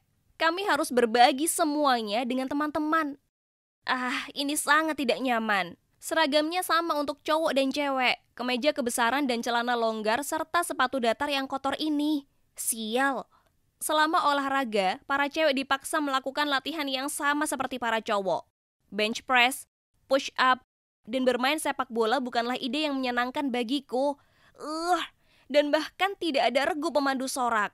Lalu ada peraturan ekstra bodoh untuk para cewek, seperti hanya boleh memakai seragam selama di sekolah, tidak boleh memakai rok, gaun, bahkan celana jeans pun tidak boleh. Kancingkan semua kancing bajumu, ikat rambutmu menjadi sanggul jelek ini. Jangan main mata dengan para cowok. Yap, serius ada aturan seperti itu. Apa kalian bisa mempercayai tempat ini? Aku tidak tahu apakah ini SMA atau penjara. Aku pikir ini buruk, tetapi aku segera menyadari bahwa sekolah ini mempunyai masalah besar. Mungkin karena sekolah ini awalnya khusus cowok, tapi kawan, tempat ini tidak menghargai para cewek sama sekali. Suatu ketika di kelas sejarah, guru bertanya kepada kami tahun berapa Abraham Lincoln menjadi presiden. Mudah, tapi bahkan sebelum aku sempat mengangkat tangan, dia melanjutkan, "Pertanyaan ini sepertinya terlalu sulit untuk seorang perempuan, jadi apakah ada anak laki-laki yang tahu jawabannya?" Apa? Bagaimana dia bisa mengatakan itu? Ada apa dengan sikap chauvinis laki-lakinya? Hal ini membuat suasana hatiku buruk. Jadi saat makan malam, aku memutuskan untuk mengeluh kepada ayah tentang hal itu. Dia perlu tahu betapa konyolnya sekolahnya. Jadi aku katakan padanya betapa aku membenci peraturan bodohnya dan betapa seksisnya para guru. Dia memelototiku dan memberitahuku bahwa tidak ada cukup banyak cewek di sekolah yang memerlukan seragam terpisah. Apalagi jika para cewek berdandan hanya akan menimbulkan gangguan bagi cowok. Sedangkan untuk guru sejarah itu hanya karena para cowok seringkali memiliki pengetahuan yang lebih luas dibandingkan cewek dalam hal ini. Jadi mungkin dia hanya tidak ingin mempermalukan cewek jika mereka tidak bisa memberikan jawaban yang benar. Hah? Argumen macam apa ini? Ini sudah bukan zaman dulu. Ya ampun, masa-masa itu sudah berakhir berdekade-dekade lalu. Oke, baiklah, aku akan membuktikan kepada seluruh sekolah dan semua guru bahwa tidak hanya cowok saja yang ada di sini. Keesokan harinya aku mengumpulkan semua cewek di kelasku. Sebenarnya mereka hanya berdua, Angela dan Carly, dan kami bertemu di satu tempat yang girly, toilet cewek. Lalu aku memberitahu mereka, "Hai guys, selamat datang di klub kita, The Doll. Aku rasa sudah saatnya kita memperjuangkan hak dan kehadiran kita di sekolah ini. Karena perempuan juga penting kan?" Pada awalnya mereka berdua tampak khawatir. Aku mengerti, mereka tidak ingin mendapat masalah. Namun aku segera berhasil meyakinkan mereka bahwa semuanya akan baik-baik saja, bahkan menyenangkan. Jadi mereka ikut dan setuju. Pertama, sudah waktunya melakukan sesuatu terhadap seragam jelek ini. Kami mengikat baju kami untuk memperlihatkan pinggang kami, dan aku membantu yang lain merias wajah kami dengan halus, sehingga kulit kami tampak bercahaya secara alami. Lalu kami semua memasangkan aksesoris rambut berkilauan dan ikat rambut warna-warni di rambut kami untuk memeriahkan penampilan kami. Carly melihat ke cermin dan berkata, "Oke, mungkin seragam kita tidak terlalu jelek." Dan kami semua tertawa terbahak-bahak. Sekarang, waktunya masuk. Kami semua berjalan menyusuri koridor bersama-sama. Semua cowok dan cewek berbalik untuk melihat kami dengan mata kagum dan mulut terbuka. Seorang cowok bahkan menjatuhkan tumpukan bukunya ke lantai, dan seorang cowok lainnya masuk ke lokernya. Hah? Pesona para cewek benar-benar tak tertahankan, bukan? Segera kami menjadi grup populer di sekitar sekolah. Para cowok juga ingin ngobrol dengan kami, dan cewek dari kelas lain juga bergabung dengan kelompok kami, dan aku menunjukkan kepada mereka cara menata seragam mereka. Itu bagus ya kan? Ya, ada masalah. Para gurunya adalah orang-orang tua yang tidak menghargai gaya. Suatu hari, sebelum kelas dimulai, seorang guru mendatangiku dan teman-temanku dan menuduh kami merusak martabat seragam dan memberikan pengaruh negatif pada siswa lain. Jadi, aku mengatakan kepadanya, kami tidak melanggar peraturan sekolah yang berharga. Kami memakai seragam, kancing atas kami tetap dikancingkan, dan kami memiliki gaya rambut yang rapi. Berdandan adalah hak prerogatif perempuan. Selain itu, jika laki-laki terganggu, itu salah mereka, bukan kesalahan kami. Jadi, bapak dan ibu guru tidak bisa menyalahkan kami untuk itu. Setelah itu, aku seperti menjadi duri di mata semua guru. Dalam setiap mata pelajaran, aku selalu diminta menjawab pertanyaan yang paling sulit. Dan tentu saja, aku tidak tahu jawaban yang benar. Maksudku, tidak ada satu orang pun yang tahu. Dan kemudian mereka akan menatapku dengan sombong. Betapa kekanak-kanakan mereka. Di lain waktu aku sedang mengantri makan siang dan ketika tiba giliranku, aku memilih chicken drumstick barbecue karena itu adalah makanan favoritku. Tapi yang membuatku kaget, server kantin mengatakan tidak ada ayam yang tersisa, lalu menaruh oatmeal aneh ini ke piringku. Aduh, aku dapat melihat masih banyak ayam yang tersisa, jadi kenapa dia bersikap tidak masuk akal? Aku tidak mau makan makanan menjijikan itu. Jadi begitu aku pulang dari sekolah, aku sangat kelaparan. Jadi aku membuat semangkuk besar mie untuk diriku sendiri. Ayah melihatku melahap makanan lalu tersenyum dan bertanya, "Apa seharian membuat masalah di sekolah membuatmu begitu lapar?" Di sela-sela suapan makananku, aku menceritakan kepadanya apa yang terjadi dengan guru dan di kantin. Dia hanya tersenyum dan mengatakan itu karena aku terlalu keras kepala. Alasan macam apa itu? Maksudku, kapan siswa yang kelaparan merupakan ide yang bagus? Keesokan paginya, dengan mengantuk, aku masuk ke kelas dan duduk di mejaku. Saat itulah aku sadar, aku lupa membawa ponselku. Yah, ini benar-benar menyebalkan. Jadi aku mengeluh kepada Angela. Guru-guru ini membuat hidupku sengsara, dan sekarang aku bahkan tidak punya ponsel. Hari ini akan menjadi hari yang panjang. Tiba-tiba ada yang mengetuk mejaku. Aku mendongak dan melihat ayahku alias kepala sekolah berdiri di sana, di depanku. Aku sangat kaget sampai-sampai sebelum aku sempat mengatakan apapun, dia berkata, "Hai sayang, ponselmu tertinggal di rumah. Oh, dan aku membawakanmu sarapan, karena kamu jadi suka marah-marah saat kamu lapar." Lalu dia meletakkan ponselku dan sandwich di mejaku, membelai rambutku, lalu pergi. Apa yang dia lakukan? Apa dia lupa janjinya? Yah, tidak perlu dibahas lagi. Teman-teman sekelasku terlihat kaget. Angela menatapku dan berkata, "Hah? Kepala sekolah adalah ayahmu? Tidak bisa dipercaya. Kenapa kamu tidak memberitahu kami?" Aku duduk di sana dengan mulut ternganga. Ini adalah hal paling canggung yang pernah ada. Terima kasih banyak, Ayah. Tapi tanpa aku sadari, itu hanyalah awal dari babak baru kegilaan ini. Segalanya akan menjadi lebih buruk dan, kalian tidak akan mau melewatkannya. Hey, Nicole kembali lagi di sini. Jadi, ibuku tidak tahan lagi dengan sifat pembangkangku. Jadi dia mengantarku untuk tinggal bersama ayah. Masalahnya adalah dia adalah kepala sekolah di sebuah sekolah angkuh yang hampir tidak memiliki siswa cewek. Dan dia memaksaku untuk bersekolah di sana. Sekolah perlu mengikuti perkembangan zaman dan menjadi lebih inklusif terhadap perempuan. Jadi aku memulai klub khusus cewek bernama The Doll agar kami diperhatikan. Semuanya berjalan dengan baik, tapi kemudian ayah membiarkan berita bahwa aku adalah putrinya. Saat istirahat pertama, semua orang di sekolah tahu siapa aku. Tak lama kemudian, anak-anak yang belum pernah berbicara denganku sebelumnya menawarkan bantuan untuk mengerjakan PR-ku, dan para guru kelihatan jadi gugup di sekitarku. Aku mengerti, tidak ada seorang pun yang ingin terlihat bertengkar dengan putri kepala sekolah. Bahkan ibu kantin pemarah itu juga berubah total. Sekarang dia bahkan memberiku 2 porsi ayam. Kedengarannya bagus ya kan? Tidak, malah itu agak menjengkelkan. Dan yang terpenting, teman-temanku mulai melakukan hal-hal gila di belakangku. Mereka menaruh ciuman lipstik di loker acak, menyelinap ke ruang fakultas dan mengadakan pesta teh boneka. Dan kemudian mereka melakukan lelucon terbesar. Iya, mereka benar-benar pergi ke ruang olahraga dan menggantungkan karangan bunga celana dalam, bra, dan tampon di samping spanduk besar bertuliskan, "Selamat datang di dunia wanita." Wow, bahkan kupikir mereka sudah keterlaluan dengan yang satu ini. Ayahku sangat marah karena hal itu. Aku takut mereka akan dikeluarkan. Hampir tidak ada cewek di sekolah ini tanpa kehilangan satu-satunya teman sekelas cewek. Namun mereka berakhir hanya dengan skor selama seminggu dan terpaksa tinggal di sekolah sepulang sekolah dan membersihkan ruang olahraga. Phew.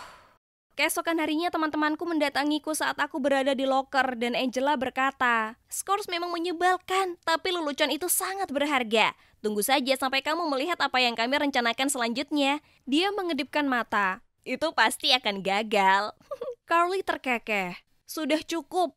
Jadi aku menyuruh mereka memberitahu the doll yang lain untuk menemuiku di gym sepulang sekolah. Oke. Jadi aku mungkin secara diam-diam mengambil kunci gym dari saku ayahku, tapi itu demi kebaikan yang lebih besar. Sekarang aku sudah mengumpulkan semua the doll, aku mengatakan apa yang perlu aku katakan. Hai gadis-gadis, lihat, aku tahu sekolah ini lebih menyukai cowok dan dapat dimengerti jika kalian ingin diperhatikan. Tapi semua lelucon ini membuat kita terlihat buruk.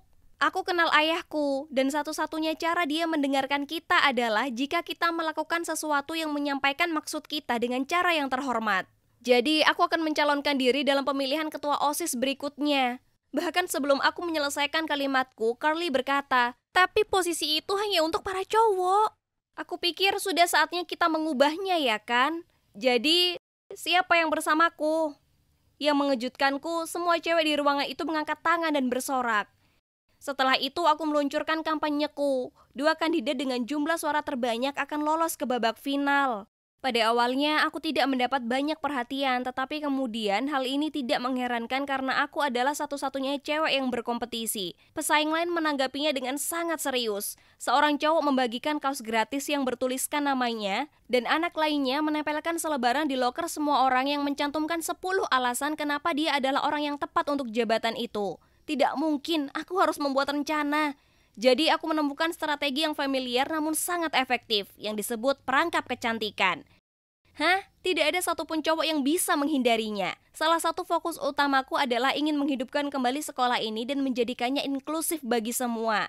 Jadi aku mengambil satu langkah lebih jauh dan aku serta timku berdandan seperti lebah lucu dan membagikan cupcake hitam dan kuning buatan sendiri. Lalu setiap kali ada cowok yang berbicara kepada kami mengedipkan mata kepada mereka, memberikan mereka permen, dan mengatakan kalau itu hanya untuk mereka karena merekalah yang paling lucu. Dan langkah itu berhasil, tentu saja. Aku lolos ke babak 2 besar dan aku harus melawan Brandon, cowok super pintar ini. Jadi sekarang yang perlu kulakukan hanyalah mengerjakan presentasiku yang akan kusampaikan di halaman sekolah. Betapa membosankannya itu. Jadi sebuah ide cemerlang terlintas di benakku. Kenapa kita tidak menggabungkan final dengan malam prom, di mana para siswa tidak hanya dapat memilih calon ketua OSIS, tapi juga berdandan dan bersosialisasi. Aku memberitahu timku tentang ide luar biasaku, tapi yang mengejutkanku, mereka kelihatan ragu-ragu. Para guru tidak akan pernah membiarkan hal itu terjadi. Mereka sangat anti pesta. Itu menyakitkan, kata Carly. Serahkan saja ini padaku. Aku menyeringai. Ayahku mungkin keras, tetapi dia bukan tandinganku. Jadi malam itu, setelah makan malam, aku menceritakan rencanaku kepadanya. Pada awalnya dia sangat kaget dan tidak setuju karena dia mengatakan bahwa kita tidak bisa menggabungkan final pemilihan ketua OSIS dengan pesta menyanyi dan menari. Karena akan menghilangkan martabatnya. Ayahku terjebak di masa lalu. Jadi aku berkata, "Tapi ayah, ini akan menjadi kesempatan yang baik bagi semua siswa untuk berkumpul satu sama lain. Aku dan teman-temanku akan mendekorasi aula, mencari DJ, memilah makanan dan minuman, dan melakukan kebutuhan lainnya. Aku tahu kamu keberatan dan aku mengerti. Tapi pesta prom adalah acara penting bagi kami para remaja." Kami belajar banyak dari mereka, cara menari, cara merasa nyaman dengan diri sendiri, cara berbaur satu sama lain. Tolong, kami membutuhkan ini, dan aku berjanji tidak akan membiarkan siapapun meminum minuman keras. Faktanya, kita bahkan tidak minum alkohol sedikit pun. Dibutuhkan jauh lebih banyak permohonan dan bujukan, tetapi akhirnya dia menghela nafas lalu berkata, "Baiklah, kamu boleh mengadakan pesta prom, tapi jangan biarkan aku sampai menyesalinya." Aku menjerit kegirangan lalu bergegas mendekat dan memeluknya. Dia tampak kaget ketika memikirkannya ini adalah pertama kalinya aku memeluknya selama bertahun-tahun. Aku harus mengakui bahwa itu terasa menyenangkan. Aku langsung mengirim pesan kepada grup tersebut dengan kabar baik itu, dan mereka membalas dengan meme, hati cinta, dan emoji menari, dan pembicaraan segera beralih ke apa yang akan kami pakai. Lihat, berteman dengan putri kepala sekolah itu banyak manfaatnya, bukan? Aku tidak akan berbohong, mengorganisir pesta prom itu sulit, tetapi untungnya bagiku, aku memiliki teman-teman luar biasa yang selalu membantuku. Carly membereskan dekorasi dan mencari DJ, dan Angela bertanggung jawab atas tiket. Malam pesta prom akhirnya tiba, dan wow, semuanya berdandan dengan baik.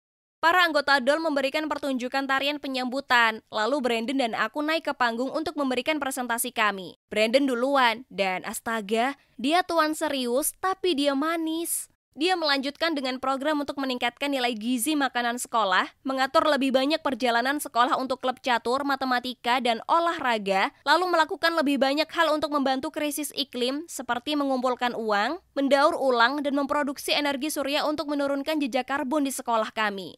Kedengarannya meyakinkan kan, tapi itu sedikit membosankan. Dia sungguh kutu buku, meskipun lucu. Dan aku harus berpura-pura hidungku gatal agar aku bisa menguap diam-diam. Aku mendengar suara tepuk tangan. Oh tidak, itu berarti giliranku dan aku belum siap. Pesta prom menyita waktuku dan apa yang harus kukatakan? Saat itulah aku melihat ke arah ayahku yang berdiri di belakang ruangan dan aku melihatnya mengangguk ke arahku. Jadi aku menjadi pusat perhatian dan memutuskan untuk membiarkan hatiku yang berbicara. Hai teman-teman, beberapa dari kalian mungkin mengenalku sebagai cewek pemberontak yang menimbulkan masalah ketika aku pertama kali tiba di sini. Sementara yang lain mungkin hanya mengenalku sebagai putri kepala sekolah. Kenyataannya adalah aku hanyalah murid biasa seperti kalian semua, seseorang yang memiliki keraguan besar untuk datang ke sini. Aku dapat mendengar beberapa orang berbisik di tengah kerumunan, namun aku tetap tenang dan melanjutkan. Aku tidak berpikir aku akan suka sekolah di sini, tapi ternyata aku salah. Aku mendapatkan beberapa teman yang luar biasa, dan aku telah benar-benar menyukai tempat ini. Namun, sikap kuno terhadap para siswi membuatku frustasi. Waktu telah berubah dan kita juga pantas berada di sini. Jadi sudah sepantasnya kita memiliki seragam kita sendiri, klub yang dirancang khusus untuk kita, dan mohon tidak ada lagi latihan bench press. Para cewek sama baiknya dengan para cowok, bahkan lebih baik lagi di beberapa hal. Misalnya, kami cewek-cewek hebat di The Doll membuat pesta ini sendirian. Bersama-sama, ayo kita jadikan kehidupan SMA kita lebih cemerlang dan inklusif bagi semua karena sekolah ini memiliki sesuatu yang istimewa.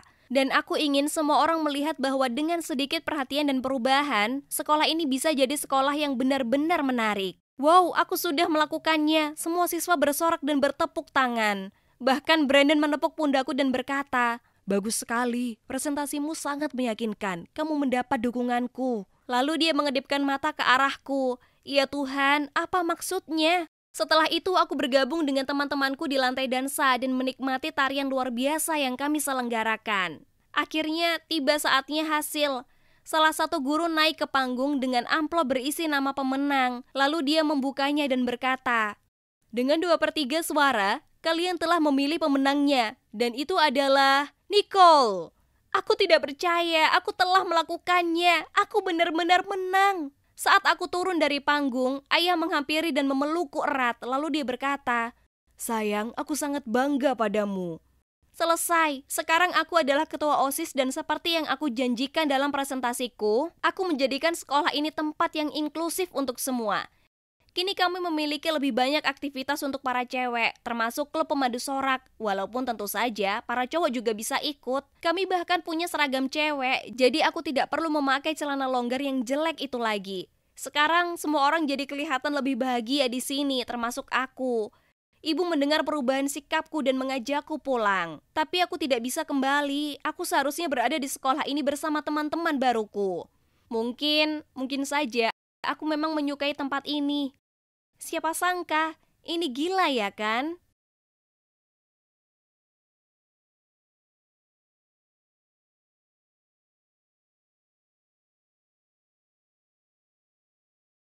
Oh, Jack kecilku yang manis. Ibu lega kau kembali. Aku sangat merindukanmu. Ini adalah kata-kata pertama yang kudengar dari ibuku setelah tidur yang teramat panjang. Tapi kenapa aku tak bisa gerakkan tubuhku? Ya Tuhan, apakah aku lumpuh? Seorang dokter muncul dan memberitahuku semuanya. Oh Yesus, aku dalam keadaan koma selama 5 bulan. Ya, kalian dengar itu dengan benar. Bukan 5 hari, bukan 5 minggu, tapi 5 bulan lamanya. Berita baiknya adalah, aku tidak lumpuh. Aku hanya perlu terapi untuk menguatkan ototku. Jadi, kalian pasti bertanya-tanya bagaimana bisa aku sampai berakhir koma. Aku juga penasaran, jadi kutanyakan ibuku. Sayang, kamu sedang memakai headphone dan bernyanyi mengikuti lagu. Kamu bernyanyi sangat keras. Aku bisa mendengarmu dari luar saat aku sedang berkebun. Jadi aku melambai ke arahmu untuk pelankan suara, tapi kau tersandung sepatumu. Jatuh keluar jendela, lalu kepalamu terbentur pot bunga. Apa? Itu sangat bodoh. Kenapa itu bukan karena sesuatu yang keren? Misalnya aku menghadapi perampok, bergelut dengan hiu atau semacamnya. Selanjutnya, terapi jadi hal yang biasa untukku. Tapi di mana ayah? Pacarku Jenny, dan sahabatku Ben. Tak seorang pun menjengukku, tak sekalipun. Dan mereka mengabaikan semua telepon dan pesanku. Aku bertanya pada ibu soal itu, dan ibu bilang ayah sedang perjalanan dinas. Ben sudah pindah ke kota lain, dan aku sudah putus dengan Jenny sebelum mengalami koma. Hah? Kami sudah putus? Itu tak mungkin. Aku tak ingat kami putus. Malah, hal terakhir yang kuingat adalah mengirimnya meme receh gambar kucing. Dan mengatakan kalau dia itu sempurna. Duh, ini menyebalkan. Akhirnya, aku diperbolehkan pulang dari rumah sakit. Perhentian awalku adalah rumah Jenny. Kugetur pintunya dan akhirnya dia menjulurkan kepalanya keluar dan berkata, Jack, kau sudah bangun? Ya, tepat. Aku sudah bangun. Aku bertanya kenapa kami putus, dan dia menggelengkan kepala dan memberitahuku kami memang belum putus. Satu-satunya alasan dia tak menjawab teleponku adalah dia pikir itu hanya lelucon. Kemudian dia menyuruhku pulang karena dia sedang sibuk sekarang. Lalu kemudian dia menutup pintu di depanku. Aneh. Tapi paling tidak kami belum putus. Mungkin dia sedang gugup. Oh, dan dia ingin menata rambut dan make upnya untuk terlihat cantik di mataku. Ya, pasti karena itu. Itu sangat masuk akal sekarang. Kadang cewek itu aneh. Jadi aku akan sekolah besok. Tapi aku tahu aku harus mengejar ketertinggalan. Jadi aku buka internet dan melakukan riset. Apa? Tolong ambilkan tisu, karena aku akan menangis. Acara TV favoritku Supernatural sudah tamat. Kali ini sungguhan. Ya Tuhan. Setelah 15 tahun lamanya, teganya mereka. Oh wow, ada lagi. Trump bukan presiden lagi. Dan ada apa dengan semua tarian di TikTok ini? Semua ini membuatku pusing, jadi aku pergi tidur. Keesokan harinya di sekolah, aku berjalan menuju kelas. Dan semua orang bergegas mendatangiku, lalu memeluk dan memberiku tos. Ya, kecuali Ben. Ya ampun, dasar teman yang payah. Tapi tunggu dulu, bukannya seharusnya dia pindah keluar kota? Jadi dengan pesona ketampanan dan bakal olahraga yang kumiliki, juga pacar terseksi di sekolah, membuatku jadi cowok yang sangat populer. Tak heran semuanya terlihat sangat senang melihatku. Senang rasanya kembali. Tapi kemudian guruku datang, melotot padaku, lalu berkata, aku di kelas yang salah. Aku telah dikembalikan ke kelas junior karena aku terlalu banyak ketinggalan sekolah. Apa? Aku tak bisa lulus dengan teman sekelasku. Mengecewakan. Aku duduk dengan para junior ini, dan ya Tuhan. Kelihatannya seperti Dwayne The Rock Johnson sedang duduk di kelas TK. Mereka semua tampak anak-anak dibandingkan aku. Aku tak pernah merasa begitu lega karena istirahat makan siang sepanjang hidupku. Aku cepat-cepat menuju kantin dan melihat Jenny, jadi aku memeluknya dari belakang. Hah? Kenapa dia menyimpan balon di balik kemejanya? Aku menatap perutnya keheranan. Yap, pacarku sedang hamil. Dia menitikan air mata dan mulai meminta maaf. Ruangannya mulai berputar-putar dan sebelum menyadarinya, aku pingsan. Aku terbangun di rumah sakit. Lagi, aku sungguh muak dengan tempat ini. Dokter mengatakan aku harus pelan-pelan saja dan menghindari stres apapun caranya. Oh, bagaimana lagi? Aku mendebati pacarku hamil setelah aku terbangun dari koma. Beritahu aku bagaimana caranya aku tidak stres sekarang ini. Setelah itu, ibu membawaku pulang. Ayah ada di sana. Sangat senang bisa bertemu dengannya. Aku memeluknya, tapi ayah memandangku canggung dan memberitahu dia hanya ke sana hanya untuk mengambil beberapa barang. Hah? Kemana dia akan pergi sekarang? Dan itulah saat orang tuaku memberitahuku berita yang mengejutkan. Mereka akan bercerai. Apa? Maksudku, aku tahu terkadang mereka bertengkar. Tapi ini sungguh absurd. Sesuatu pasti telah terjadi ketika aku sedang koma. Dan kenapa dengan sikap ayahku? Dia hampir tak memandangku. Ini aneh. Aku merasa aku terbangun dari koma di alam semesta paralel atau semacamnya. Aku tak tahu kalau keadaan akan jadi lebih gila lagi. Hari berikutnya di sekolah, kulihat mobil Ben parkir di depan pintu masuk. Kemudian dia membuka pintu penumpang dan membantu Jenny keluar. Oh, tak mungkin. Sekarang semuanya jelas. Aku lari ke arah mereka lalu meninju alam Mortal Kombat tepat di hidung Ben. Sial, rasanya puas sekali. Tapi itu menyebabkan kami berdua dihukum. Aku harus duduk bersama dengan bajingan ini 1 jam penuh. Aku tak tahan lagi dan perlu melabraknya. Dia hanya mengangkat bahu dan menjawab, "Kami kira kau tak akan pernah terbangun lagi. Jenny begitu hancur. Jadi aku menjaganya untukmu." Apa dia serius? Menjaganya dengan membuatnya hamil? Kerja yang bagus, kawan. Tak mungkin aku mau bicara lagi dengannya. Dan aku mendepaknya keluar dari tim basket. Oh ya, aku lupa sebutkan kalau akulah kaptennya. Hari berikutnya aku berjalan menuju tempat latihan dan berteriak, "Yo, kapten kalian balik lagi. Dan dia akan memimpin tim ini menuju kemenangan." Aku mengharapkan sorakan tapi tak ada. Mereka semua tetap diam dan menatap ke arah kaki mereka. Kemudian pelatih datang dan memberitahuku aku absen dari tim selama 6 bulan penuh. Perintah dokter. Dan tebak, siapa kapten yang baru? Ya, tak lain adalah sobatku, Ben. Biar kuluruskan ini. Aku sedang koma, jadi sahabat karibku Ben di sini mencuri tak hanya pacarku, tapi juga posisiku sebagai kapten. Wow, seseorang tolong kembalikan aku dalam keadaan koma, karena hidup menyebalkan.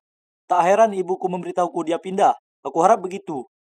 Aku sangat marah dan aku perlu bicara pada seseorang, jadi aku datang ke rumah ayahku. Aku hendak mengetuk pintunya. Saat ku dengar suara antara ayahku dan seorang wanita dari dalam rumah. Aku menyelinap ke jendela dan mulai merekam mereka dengan ponselku. Tapi tunggu dulu, ini bukan sembarang perempuan. Itu Jenny. Kita tak bisa menutup ini dari Jack selamanya. Omong kosong, dia tak akan pernah tahu kecuali kau memberitahunya. Jadi teruslah berpura-pura. Ini uang untuk bulan ini, sekarang pergilah. Ya Tuhan, aku tak percaya ini. Oke, biar kurangkai semua kepingan ini. Ayahku berselingkuh dengan Jenny, dan bayi itu adalah bayinya. Jadi ibuku tahu dan menceraikannya. Kemudian ibu bohong padaku untuk melindungiku. Tapi ayah tak ingin bayi itu. Jadi Jenny menipu Ben agar percaya itu bayinya. Sekarang semuanya masuk akal.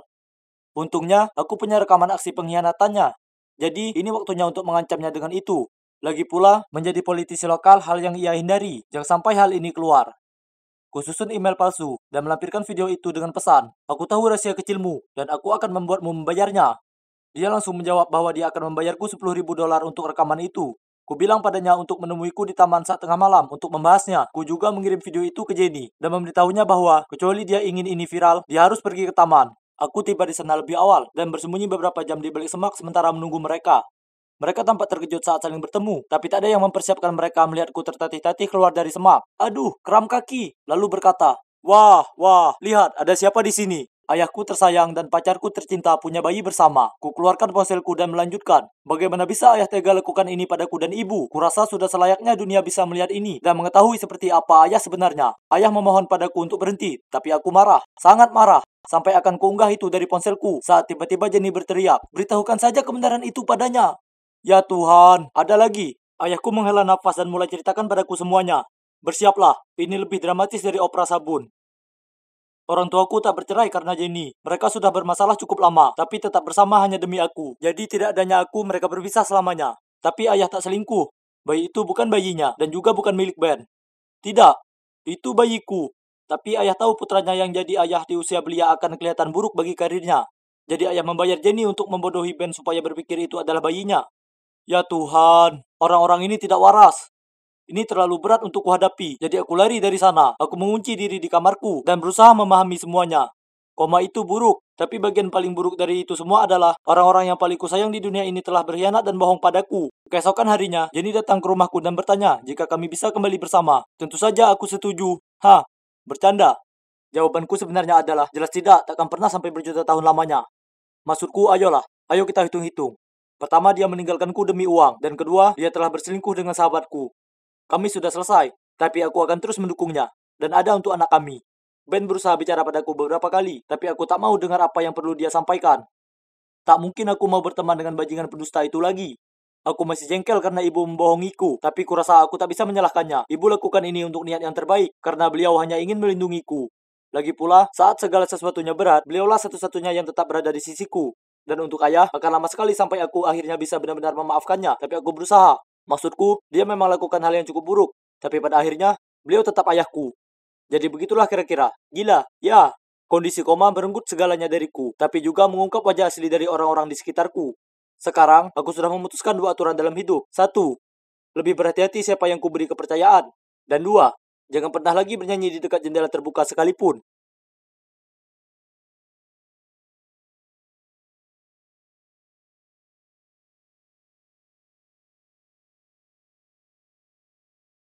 Aku dulu berpikir bahwa menjadi cantik berarti aku bisa menjalani hidup dengan mudah dan selalu mendapatkan apapun yang aku mau. Ya, aku tahu ini kedengarannya bodoh, tapi di masa SMA, kehidupan jadi jauh lebih mudah karena kecantikanku. Yang diperlukan hanyalah kedipan bulu mataku dan para kutu buku akan mengerjakan PR-ku untukku. Dan para cewek mengundangku ke pesta mereka karena mereka tahu kalau aku datang berarti para cowok imut juga akan ikut. Senang rasanya mendapat perhatian dari cowok lain, tapi aku hanya tertarik pada pacarku, Logan. Dia seorang kakak kelas dan dia sempurna. Dia sangat tampan dan super pintar dan ahli olahraga. Ada satu masalah kecil, aku payah dalam belajar. Itu sangat membosankan. Tapi sejujurnya, itu tidak masalah. Karena aku cantik dan apa kalian tahu? Jadi cantik saja sudah cukup. Selain itu, aku memang memiliki satu passion. Aku suka menyanyi dan mengaransemen musik. Aku tidak mempublikasikannya atau apapun, tapi aku tidak akan berbohong, laguku cukup menarik. Kami menjalani musim panas yang panjang bersama sebelum Logan berangkat kuliah. Jadi, aku memutuskan untuk mengejutkannya dengan lagu cinta yang aku tulis untuknya. Aku muncul di rumahnya dengan gitar. Aku siap untuk memainkan lagu ciptaanku untuknya, tapi sebelum aku memulai, dia berkata, "Ailey, aku ingin putus." Apa? Kenapa? Aku tergagap. Aku bertemu orang lain. Dia tidak secantik kamu, tapi dia lebih pintar. Kami akan belajar di Stanford bersama. Jujur saja, tempat seperti itu berada di luar jangkauanmu. Aku tidak percaya dengan apa yang baru saja aku dengar. Aku meraih lengannya dan memintanya untuk memberi kesempatan lagi pada cinta kami berdua. Tapi dia pergi begitu saja. Selama beberapa hari berikutnya, aku terus menelpon dan mengirim pesan kepadanya. Tapi dia benar-benar mengabaikanku. Merasa putus asa, aku mencari info pacarnya di media sosial dan menemukan namanya Jolie. Dan dia adalah salah satu siswa berprestasi di SMA lain di kotaku. Dan OMG, bagaimana dia bisa jatuh cinta dengan cewek jelek seperti itu? Oh, ternyata Logan lebih suka cewek yang cerdas ya. Jadi, jika aku masuk perguruan tinggi ini, maka dia akan menerimaku kembali kan? Maksudku, pasti dia akan memilih cewek yang pintar dan cantik daripada cewek yang pintar tapi jelek. Oke, baiklah. Aku akan belajar keras untuk tahun terakhirku untuk masuk ke Stanford. Astaga, belajar ternyata jauh lebih sulit dari yang kuperkirakan. Dan apalagi jika aku harus mengejar banyak hal.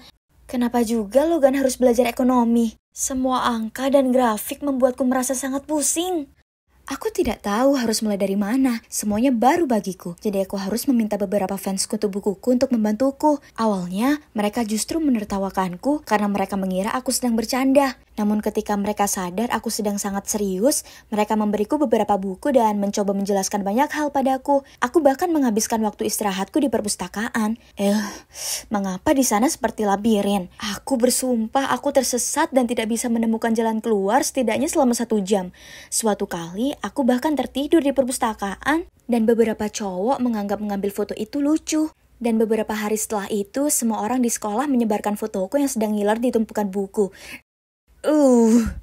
Namun, meski mengalami kesulitan, aku tidak bisa menyerah. Aku bahkan menempelkan foto Logan ke dinding kamarku untuk mengingatkanku akan tujuanku. Aku berhenti berkumpul dengan teman-temanku dan tidak lagi pergi ke pesta, dan aku bahkan melewatkan pesta prom untuk belajar. Tak perlu dikatakan lagi, teman-temanku benar-benar mengira aku gila atau semacamnya. Bahkan ibuku sangat khawatir hingga dia ingin membawaku ke rumah sakit untuk diperiksa secara total.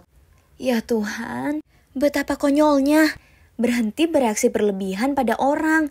Pernahkah kalian melihat cewek cantik pekerja keras sebelumnya? Dan kemudian sesuatu yang gila terjadi.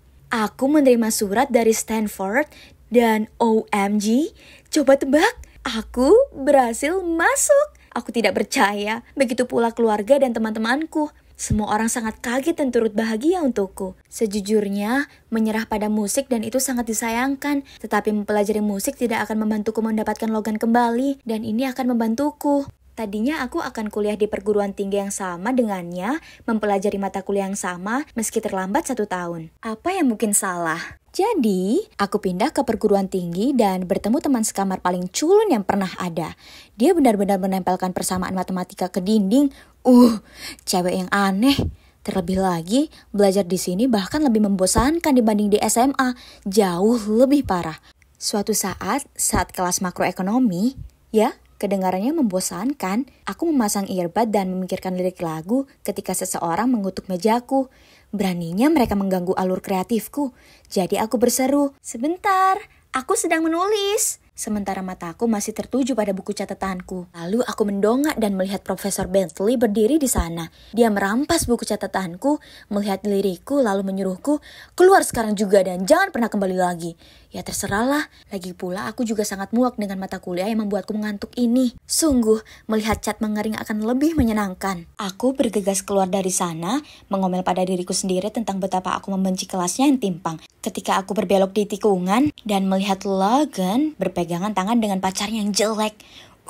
Kenapa sekarang? Logan menatapku seolah dia melihat hantu, lalu bertanya, "Ailey, apa yang kamu lakukan di sini?" Aku memaksakan senyum padanya, tapi sebelum aku bisa mengatakan apapun, pacarnya berbicara, "Oh, kamu Ailey, stalker terkenal pacarku? Coba ketebak, Profesor Bentley mengusirmu. Pastinya karena dia alergi terhadap cewek bodoh." Lalu dia menyeret Logan pergi. Beraninya dia mengejekku. Aku terlalu cantik untuk diajak berbicara seperti itu oleh orang seperti dia. Aku akan menunjukkan padanya. Aku akan segera memenangkan kembali cowokku itu. Aku kembali ke kamarku dan membuat daftar beberapa ide. Aku bisa membelikannya hadiah? No, itu terlalu jelas. Atau aku bisa menandainya di foto kami bersama? No, terlalu putus asa.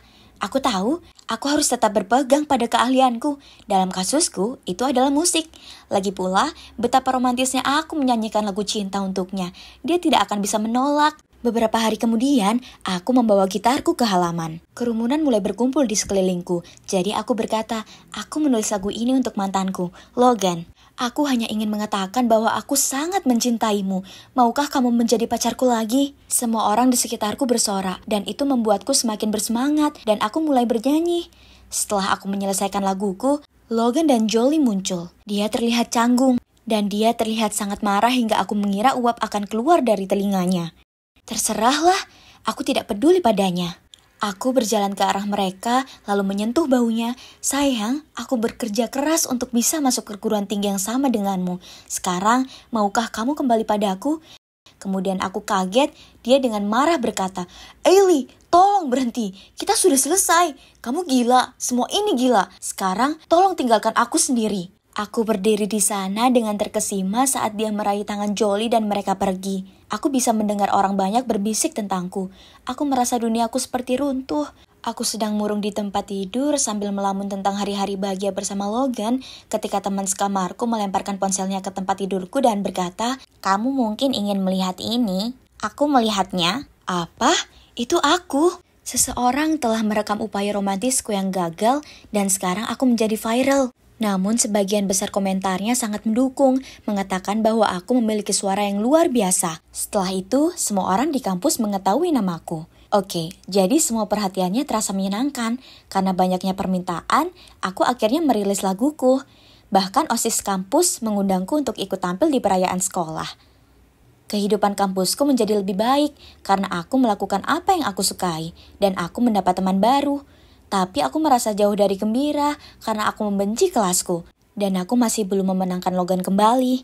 Suatu malam, ketika aku sedang berbaring di sofa dan memikirkan tentang Logan, sebuah pesan masuk dari nomor yang aneh.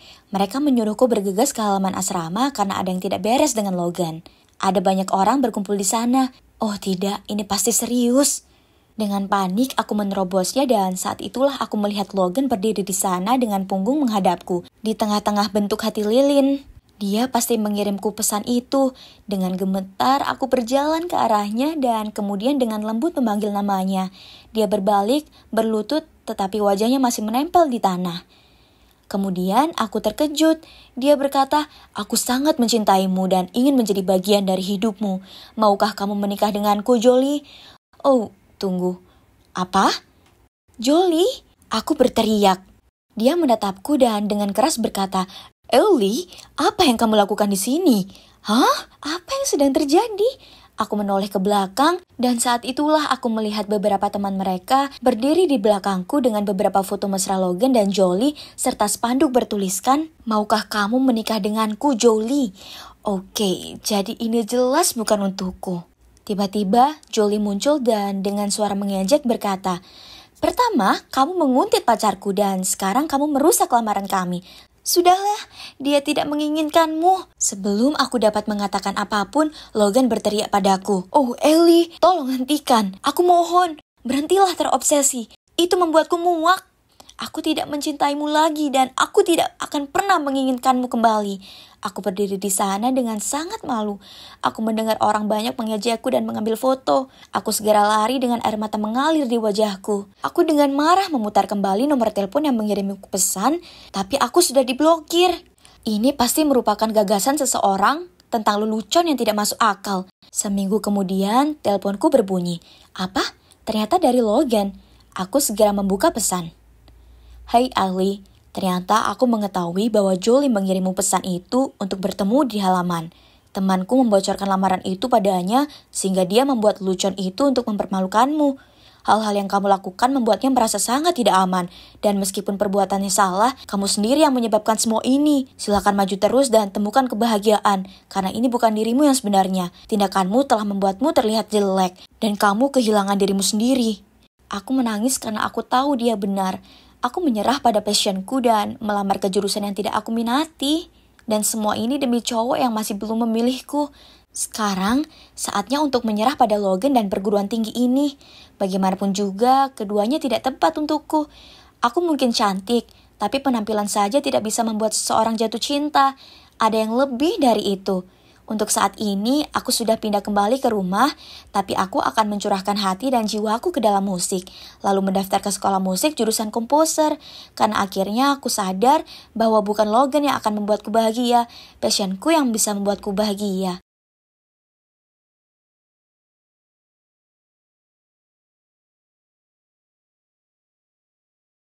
Aku membuka laci dan itu dia. Aku sudah lama mencari majalah ini. Namun saat aku menutup laci, aku melihat sesuatu yang lain. Sebuah foto bersembunyi di bawah majalah. Ada seorang wanita dan 2 anak di foto itu. Laki-laki dan perempuan. Aku sangat bingung. Siapa mereka? Aku membalikannya dan ada pesan di belakangnya yang berbunyi, "Ini nomor baruku. Hubungi aku lebih sering. Aku sangat merindukanmu." Tiba-tiba ibuku masuk dan aku hendak bertanya padanya tentang foto itu. Tapi dia marah dan mulai berteriak padaku agar keluar dari kamar. "Jangan pernah masuk ke kamar kami lagi. Apa kau mendengarku, Erin? Kami punya barang-barang pribadi di sini. Kamu tahu aturannya." Aku cuma mencari majalahnya," kataku, dan segera memasukkan foto itu ke dalam sebelum berlari keluar kamarnya. Sebenarnya, aku tahu aku tidak seharusnya masuk ke kamar orang tuaku, tapi aku sedang mengerjakan esai sekolah tentang keberlanjutan. Dan aku pernah melihat artikel di majalah ibuku tentang hal itu beberapa hari lalu. Jadi aku mencari di seluruh rumah untuk mencoba dan menemukannya. Akhirnya aku tahu satu-satunya tempat yang mungkin ada adalah kamar mereka, jadi aku menyelinap masuk. Biasanya pintu mereka terkunci, jadi aku sedang beruntung. Sejak aku masih kecil, aku dilarang masuk ke sana. Tapi aku tidak tahu kenapa. Kembali ke kamarku, aku tidak bisa berhenti menatap foto itu. Apa itu saudaraku atau semacamnya, sepupu yang sudah lama hilang? Anak laki-laki di foto itu sangat mirip ayahku. Oh, tidak. Membaca catatan di belakangnya lagi, tiba-tiba aku berpikir itu mungkin keluarga ayahku yang lain. Tahukah kalian apa yang aku maksud? Ya, bagaimana jika ayahku mempunyai keluarga rahasia? Mungkin dia selingkuh dari ibuku dan menjalani kehidupan rahasia lainnya? Detektif yang ada di dalam diriku menjadi gila. Tidak ada jalan lain lagi. Aku harus menyelesaikan masalah ini dan mencari tahu kebenarannya. Aku mencari nomor teleponnya secara online dan tidak percaya ketika seorang gadis seumuran denganku muncul. Aku mulai melihat-lihat semua fotonya dan tiba-tiba melihat salah satu pria muda sedang menggendong bayi dan tulisannya berbunyi, "Merindukan masa lalu menjadi gadis kecil ayah." Ini gila! Aku yakin pria muda di foto itu adalah ayahku, dan aku perlu berbicara dengan gadis ini secepatnya. Aku mengirim pesan padanya dan memberitahunya bahwa kami punya hubungan keluarga. Aku bahkan kirim beberapa foto bersama ayahku untuk membuktikannya. Aku gemetar saat melihat balasannya muncul. "Ayahku tidak pernah menyebutmu. sekalipun. Itu sangat menyakitiku. Aku tidak percaya gadis ini sebenarnya adalah putri ayahku juga. Sekarang bagaimana aku harus menyampaikan berita ini kepada ibu? Dia akan panik. Aku tidak tahan membayangkan melihat orang ini menghancurkannya. Jadi aku memutuskan untuk membereskan semuanya terlebih dahulu. Beberapa hari kemudian, ayahku melakukan perjalanan bisnis ke Boston. Lagi, dia selalu pergi ke Boston. Aku dulunya selalu percaya dia sangat sibuk di tempat kerja. Tapi sekarang aku tahu kebenarannya, karena putri rahasia ayahku sudah mengonfirmasi bahwa dia juga berasal dari Boston. Maksudku, tentu saja itu alasannya. Jadi aku bilang ke ibuku bahwa aku akan menghabiskan akhir pekan di rumah temanku. Dan saat ayahku pergi, aku naik taksi yang kutelepon dan meminta sopir untuk mengikutinya. Ketika kami sampai di Boston, aku melihat ayahku berhenti di luar rumah dan kemudian melihat sekeliling seolah-olah dia mengira dia akan tertangkap. Kemudian dia keluar dari mobilnya dan membunyikan bel pintu. Seorang wanita datang membuka pintu dan segera mereka mulai berciuman. Kemudian seorang gadis muda muncul dan ya, itulah persisnya orang-orang yang ada di foto itu. Aku sangat gemetar sehingga aku benar-benar menjatuhkan uang untuk membayar taksi. Rasanya seperti ayahku meninju keras dadaku. Aku sangat kesal. Dia punya keluarga lain yang aku dan ibu tidak tahu. Aku tidak tahan lagi. Ibu tidak pantas menerima ini. Aku berjalan menuju rumah dan begitu fokus pada apa yang ingin kukatakan kepada ayahku. Aku bahkan tidak menyadari ada sebuah van yang berhenti tepat di sebelahku. Tiba-tiba, segalanya menjadi gelap. Dan aku menyadari bahwa mataku telah ditutup. Sebuah tangan besar menutupi mulutku sehingga aku bahkan tidak bisa bergerak. Aku merasakan selotip ditempelkan di bibirku, menutupnya rapat-rapat. Lalu seseorang menarikku ke belakang dan mendorongku ke dalam mobil. Ya Tuhan, apakah aku diculik? Kenapa? Apakah ayahku pernah melihatku dan sekarang dia berusaha menutupi jejaknya? Ini seperti sesuatu yang keluar dari film. Mereka bahkan mengikatku. Setelah sekitar 1 miliar jam, kami akhirnya berhenti dan aku diseret keluar dari mobil menuju gedung yang dingin dan gelap. Seseorang melepas penutup mataku, tapi di dalam sangat gelap sehingga aku tidak bisa melihat apapun kecuali satu bola lampu di atas kepalaku. Selotip yang menutupi mulutku dilepas dan ikatanku dilepaskan. Aku ingin lari dari sana secepat mungkin, tapi aku ketakutan. 2 pria berpakaian hitam berdiri di ruangan itu dan salah satu dari mereka memelototiku dan berkata, "Mereka pikir mereka bisa menyembunyikanmu selamanya? Ha ha ha." "Siapa kamu?" Aku berteriak. "Di mana aku? Jika kamu mau uang, teleponlah ayahku. Tolong, biarkan aku pergi," kataku dengan suara paling gemetar yang pernah ada. "Jangan khawatir, kami tidak akan menyakitimu, dan kami bahkan tidak membutuhkan uang. Orang tuamu lah yang kami mau. Dalam 3 minggu, mereka akan keluar dari penjara dan mereka harus datang ke sini untuk menjemputmu kembali. Maka kami benar-benar dapat menghukum kalian semua karena mengetahui terlalu banyak rahasia tentang kami." Aku tidak tahu apa yang mereka bicarakan. Penjara? Orang tuaku tidak berada di penjara, kamu salah orang. Salah satu pria itu hanya tertawa dan berkata, "Sudah 12 tahun, namun kamu masih belum mengetahuinya?" Lalu dia pergi sambil tertawa lepas. Apa? Apa yang mereka bicarakan? Semua ini tidak masuk akal. Ayahku seorang pengusaha dan ibuku seorang ibu rumah tangga. Ini semua adalah kesalahan besar. Pasti begitu. Mereka mengunciku di ruangan gelap itu. Aku mencoba berteriak dan menggedor pintu. Tidak ada yang mendengarku atau mereka mendengarnya. Mereka tidak peduli. Beberapa hari berikutnya adalah hari terburuk dalam hidupku. Aku tidak berpikir aku akan selamat. 2 kali sehari seseorang menyelipkan makanan ke bawah pintu. Dan aku menghabiskan sebagian besar waktuku memikirkan cara untuk melarikan diri. Tidak ada jendela, tapi ada ventilasi udara kecil. Dan jika aku bisa membukanya, kupikir aku mungkin bisa merangkak masuk dan keluar dari tempat yang menjijikkan dan kumuh ini. Beruntungnya aku, mereka memberiku garpu untuk makan dan perlahan-lahan aku menggunakannya untuk melonggarkan skru pada kisi-kisi ventilasi. Akhirnya pada malam ketiga, aku menunggu sampai semuanya sunyi senyap dan aku masuk ke dalam ventilasi. Aku merangkak masuk dan berhasil keluar. Aku berada di belakang gudang tua yang ditinggalkan. Dan saat aku berdiri untuk meregangkan kakiku, seseorang menutup mulutku dari belakang. Oh, tidak! Bagaimana bisa aku tertangkap begitu cepat? Tapi kemudian ku dengar suara. Shh, kamu baik-baik saja? Aku hampir berteriak. "Hah, itu ibuku. Bagaimana kamu menemukanku?" tanyaku.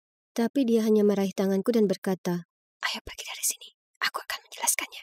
Kami memanjat melalui celah kecil di pagar, dan kemudian aku melihat mobil hitam di pinggir jalan. Aku mulai panik lagi, tapi ibu bilang itu untuk kami berdua. Lalu saat kami masuk, dia berkata pada supirnya, "Aku mendapatkannya, James. Ayo pergi." Saat itulah aku akhirnya melihat ibuku dan menyadari apa yang dia pakai. Dia berpakaian serba hitam dan terlihat seperti mata-mata atau semacamnya. Ibu, apa yang terjadi? Ibuku menggigit bibirnya dan berkata tidak bisa menyembunyikannya lagi dariku. Apa yang dia katakan selanjutnya sungguh sulit dipercaya. Ternyata orang tuaku bukanlah orang tua kandungku. Ayah dan ibu kandungku pernah menjadi anggota gerombolan ini. Tapi 12 tahun yang lalu mereka diberi tugas yang mustahil dan mereka menolak melakukannya. Jadi bos mereka mengatakan dia akan menyakitiku sebagai hukuman mereka. Orang tuaku tidak punya pilihan selain menyerahkan diri dan meminta perlindungan polisi untukku. Sebagai imbalannya, mereka memberikan informasi rahasia kepada polisi tentang gerombolan tersebut. Wow, aku kaget. Jadi, kamu bukan ibuku. Orang tuaku berada di penjara? Aku merasa kepalaku berputar. Bagaimana hidupku bisa menjadi begitu gila? Ya, mereka di penjara. Saat itu, polisi menyerbu markas mereka, namun bosnya berhasil melarikan diri. Itu sebabnya kamu dalam program perlindungan, karena kami tahu dia akan datang mencarimu. Ini keterlaluan. Aku tidak menginginkan kehidupan yang dramatis. Lalu aku tiba-tiba teringat ada lebih banyak drama. Bu, aku tahu ayah selingkuh, jadi aku mengikutinya ke sini ke Boston. Apa kamu juga mengikutinya? Maksudku, bagaimana kamu menemukanku? Ini sangat aneh. Ibu tidak terlihat sedih sama sekali. Dia berkata, sebenarnya dia tidak selingkuh. Wanita itu dan anak-anak itu adalah keluarganya yang sebenarnya. Kamu tahu, pada saat itu dia dan aku adalah dua orang yang cukup memenuhi syarat untuk mengadopsimu. Jadi dia tinggalkan keluarganya untuk memasukkan kehidupan keluarga kita demi melindungimu. Itu semua bagian program perlindungan. Namun dia sangat merindukan keluarganya. Itulah sebabnya dia menemui mereka setiap akhir pekan. Maafkan aku, Erin. Kami tidak menyangka akan menjadi seperti ini. Saat kamu tidak pulang pada hari Minggu, aku menggunakan GPS yang kami pasang di ponselmu dan itulah caraku menemukanmu. Oke, kepalaku semakin berputar. Bukan cuma mereka bukan orang tua kandungku, mereka bahkan bukan pasangan sungguhan. Ini benar-benar gila. Semua ini untuk melindungiku? Wow, dan ternyata hal itu berjalan cukup baik karena dengan melacakku, mereka menemukan tempat baru persembunyian bos. Dan sekarang polisi telah tiba dan dia akhirnya ditangkap. Sedangkan aku dan keluargaku, kami harus berpura-pura menjadi keluarga sungguhan untuk saat ini. Dan sebenarnya itu tidak terlalu sulit karena aku sangat mencintai mereka. Dan mereka telah mengorbankan 12 tahun terakhir hidup mereka untuk melindungiku. Aku akan selamanya berterima kasih kepada mereka. Dan orang tua kandungku akan segera keluar dari penjara. Dan kemudian aku bertemu kembali dengan mereka. Aku tidak ingat apapun tentang mereka, tapi mereka juga mengorbankan nyawa untuk melindungiku. Jadi mereka pasti luar biasa, kan? Hei Alex, aku merasakan seseorang menepuk bahuku. Aku berbalik untuk melihat siapa orang itu dan ya, itu adalah Roxy, gebetanku, yang juga merupakan cewek tercantik di dunia. Kupikir aku pasti menghalangi jalannya, jadi aku segera bergumam, maaf, dan menyingkir. Namun karena aku kaget, dia tersenyum padaku dan berkata, jadi, ada kabar yang memberitahuku kalau kamu menyukaiku. Kamu tahu, menurutku lucu sekali kamu belum mengambil tindakan terhadapku. Tidak seperti kebanyakan cowok di sini. Aku menatapnya dengan mulut ternganga. Apa aku sedang bermimpi? Aku mencubit diriku sendiri untuk memeriksanya. Tidak, ini nyata. Jadi, aku menganggukkan kepalaku dan bergumam, ya. Temanku mengadakan pesta di rumah mereka pada hari Rabu. Kamu ingin datang? Sebelum aku dapat menjawab, temannya Lux muncul dan nyengir. Dia berkata, ya, kamu harus datang ke pesta ini. Roxy memukul lengannya sambil memberinya tatapan jorok lalu tersenyum padaku. Jadi, di nomor 19, dimulai jam 9 malam. Sampai jumpa lagi besok. Aku mengangguk sebagai jawaban dan dia berkata, bagus, sampai jumpa di sana. Lalu dia mengedipkan mata ke arahku sebelum dia pergi. Jadi, ya, aku Alex, mahasiswa biasa tahun kedua. Dan ini adalah kisah tentang bagaimana kekasihku mencoba memikatku ke dalam perangkap yang sangat jahat. Kurasa aku cowok normal. Aku tidak sekaya dan sepopuler anak-anak kaya itu. Sebaliknya, kamarku berada di asrama biasa, dan meskipun aku tidak jelek atau tidak populer atau apapun, aku mudah diabaikan. Jadi, aku merahasiakan rasa sukaku pada Roxy, karena dia jauh di luar kemampuanku. Dia sangat cantik, ini gila. Bagaimana dia bisa tahu kalau aku menyukainya? Aku tidak percaya dia mengajakku berkencan, ini gila. Pada awalnya, aku merasa seperti cowok yang paling beruntung yang pernah ada. Tapi kemudian ketika aku melihat Roxy berjalan kembali ke teman-temannya, aku melihat mereka terkikik, kecuali seorang cewek bernama Sophie. Sementara itu, Lux membuat semua orang melakukan tos padanya. Dia selalu sedikit aneh, dan dia berbicara kepada orang-orang dengan cara yang aneh. Lalu aku menatap mata Sophie, dan dia menatapku dengan pandangan, jangan. Lalu dia segera membuang muka. Pacarnya yang berandalan, Jack, melingkarkan lengannya di bahunya, dan dia menarik salah satu kuncir khasnya sambil meneguk kembali minumannya. Aku tidak tahu apa yang dia lihat dalam dirinya, tapi apa yang dilihatnya selama ini. Sekembalinya ke asrama, aku mendiskusikannya dengan teman sekamarku, Ben, dan dia bilang itu terdengar seperti sebuah jebakan. Meski aku ingin semuanya tidak seperti ini, instingku juga mengatakan bahwa itu terlalu bagus untuk menjadi kenyataan. Jadi, pada malam pesta, aku memutuskan untuk melihat keluar jendela asramaku.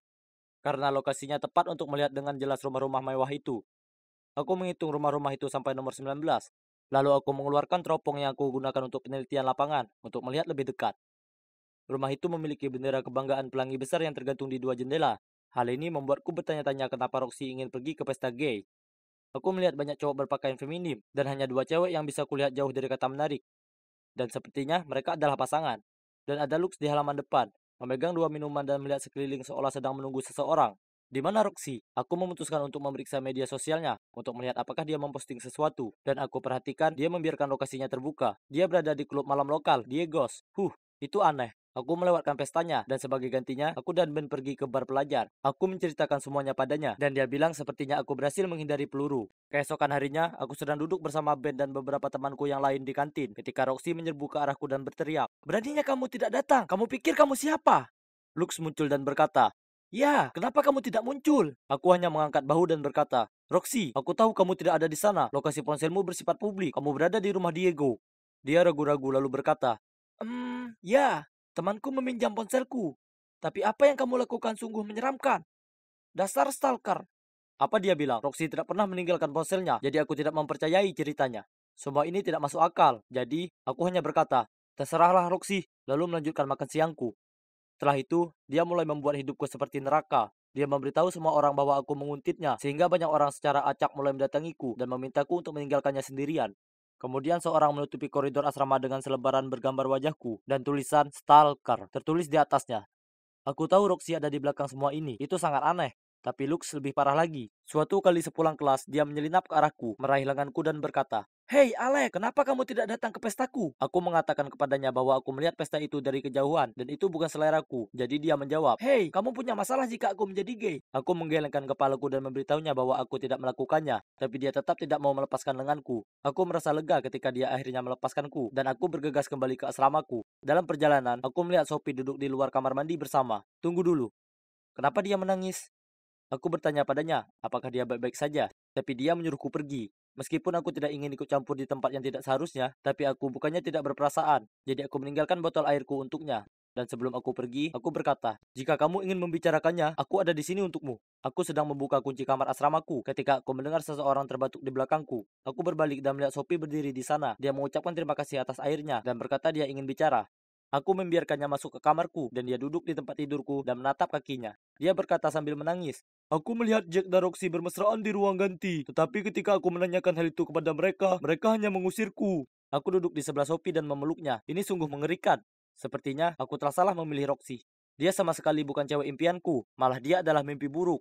Sophie melanjutkan, "Lebih buruk lagi, Roxy mencuri tugasku dan mengumpulkannya sebagai miliknya. Itu harus diselesaikan besok dan aku tidak punya waktu untuk menulis yang baru." Dia mulai menangis lagi. Aku memberinya tisu dan berkata, "Kita akan menyelesaikan masalah ini. Tidak mungkin dia bisa lolos begitu saja. Mengerikan." Jadi, aku menyuruhnya mengirim email ke dekan perguruan tinggi dan tutor kursusnya untuk menjelaskan apa yang terjadi. Dia melampirkan tugas asli dan semua catatan yang dia tulis tentang tugas tersebut. Mereka berdua menghubungi kami kembali dalam beberapa menit dan mengatakan bahwa mereka akan menyelidiki hal ini. Topi tampak sangat senang, tetapi kemudian tiba-tiba senyumnya menghilang dan dia memainkan salah satu kuncirnya sambil berkata, "Alex, ada hal lain yang perlu kukatakan padamu. Tolong jangan membenciku." Lalu dia memberitahuku bahwa pesta yang Roxy mengundangku datang adalah sebuah jebakan. Roxy mengetahui aku jatuh cinta padanya dan dia merasa malu karena cowok biasa sepertiku berani menaruh perasaan padanya. Dan dia bersikukuh dia perlu memberiku pelajaran. Saat itulah Lux berkata dia akan membantu karena dia ingin menambahkanku ke koleksinya. Jadi mereka membuat rencana. Roxy mengundangku ke pesta dan Lux menungguku dengan minuman yang sudah diberi obat. Rupanya ini adalah cara Roxy membungkamku dan memastikan aku tidak memandangnya dengan cara yang sama lagi. Wah, ini sangat jahat. Aku menggigil memikirkan apa yang mungkin terjadi. Sungguh menakutkan. Sophie juga memberitahuku bahwa dia memohon pada Roxy untuk tidak melakukan hal ini, tapi dia meminta teman-temannya untuk menahannya. Lalu dia mengatakan kepadanya bahwa jika dia ikut campur, mereka akan membuatnya menderita. Aku menghibur Sophie dan mengatakan kepadanya bahwa itu bukan salahnya. Aku tahu aku tidak bisa diam saja, karena mereka bisa melakukan ini pada cowok malang yang berani suka kepadanya. Jadi, dengan bantuan Sophie, kami menulis surat lagi kepada dekan dan pihak keamanan kampus tentang apa yang telah terjadi. Hal ini tidak akan dibiarkan begitu saja. Sophie takut Roxy dan teman-temannya akan mengejarnya. Jadi aku mengundangnya kembali ke kampung halamanku pada akhir pekan untuk menjauh dari semua orang dan menenangkan diri. Ketika kami kembali ke kampus, tersiar kabar bahwa Roxy telah dikeluarkan karena mencuri pekerjaan siswa lain. Sedangkan Lux, polisi mengerebek rumahnya dan menemukan banyak zat terlarang disembunyikan di sana. Kasusnya sangat serius, sehingga dibawa ke pengadilan dan mereka berakhir di penjara. Di sisi lain, Jack, dia mencoba membuat Sophie merasa bersalah karena alasan kenapa dia harus mengeluarkan Roxy karena alasan bodoh, tapi dia tetap berhenti berbicara dengannya. Aku sering memikirkan kembali malam pesta itu dan apa yang mungkin terjadi. Hidupku akan hancur, dan untuk apa? Semua itu karena aku berani naksir seorang cewek cantik. Aku mengucapkan selamat tinggal ke semua itu. Ada hal baik yang muncul dari kekacauan ini. Sophie dan aku semakin dekat dan mulai berkencan. Sekarang, kami berdua telah lulus. Dan bukan hanya itu saja. Kami mempunyai 2 anak yang luar biasa bersama-sama. Aku mencintai keluarga cantikku dengan sepenuh hati. Dan aku hanya ingin melindungi mereka dari semua hal buruk di dunia. Jadi, singkatnya, jangan berpikir bahwa hanya karena kalian cantik, kaya, dan populer, maka kalian bisa bebas melakukan apapun yang kalian suka, tanpa memandang usia, jenis kelamin, penampilan, dan sebagainya. Setiap orang berhak diperlakukan dengan hormat dan kasih sayang.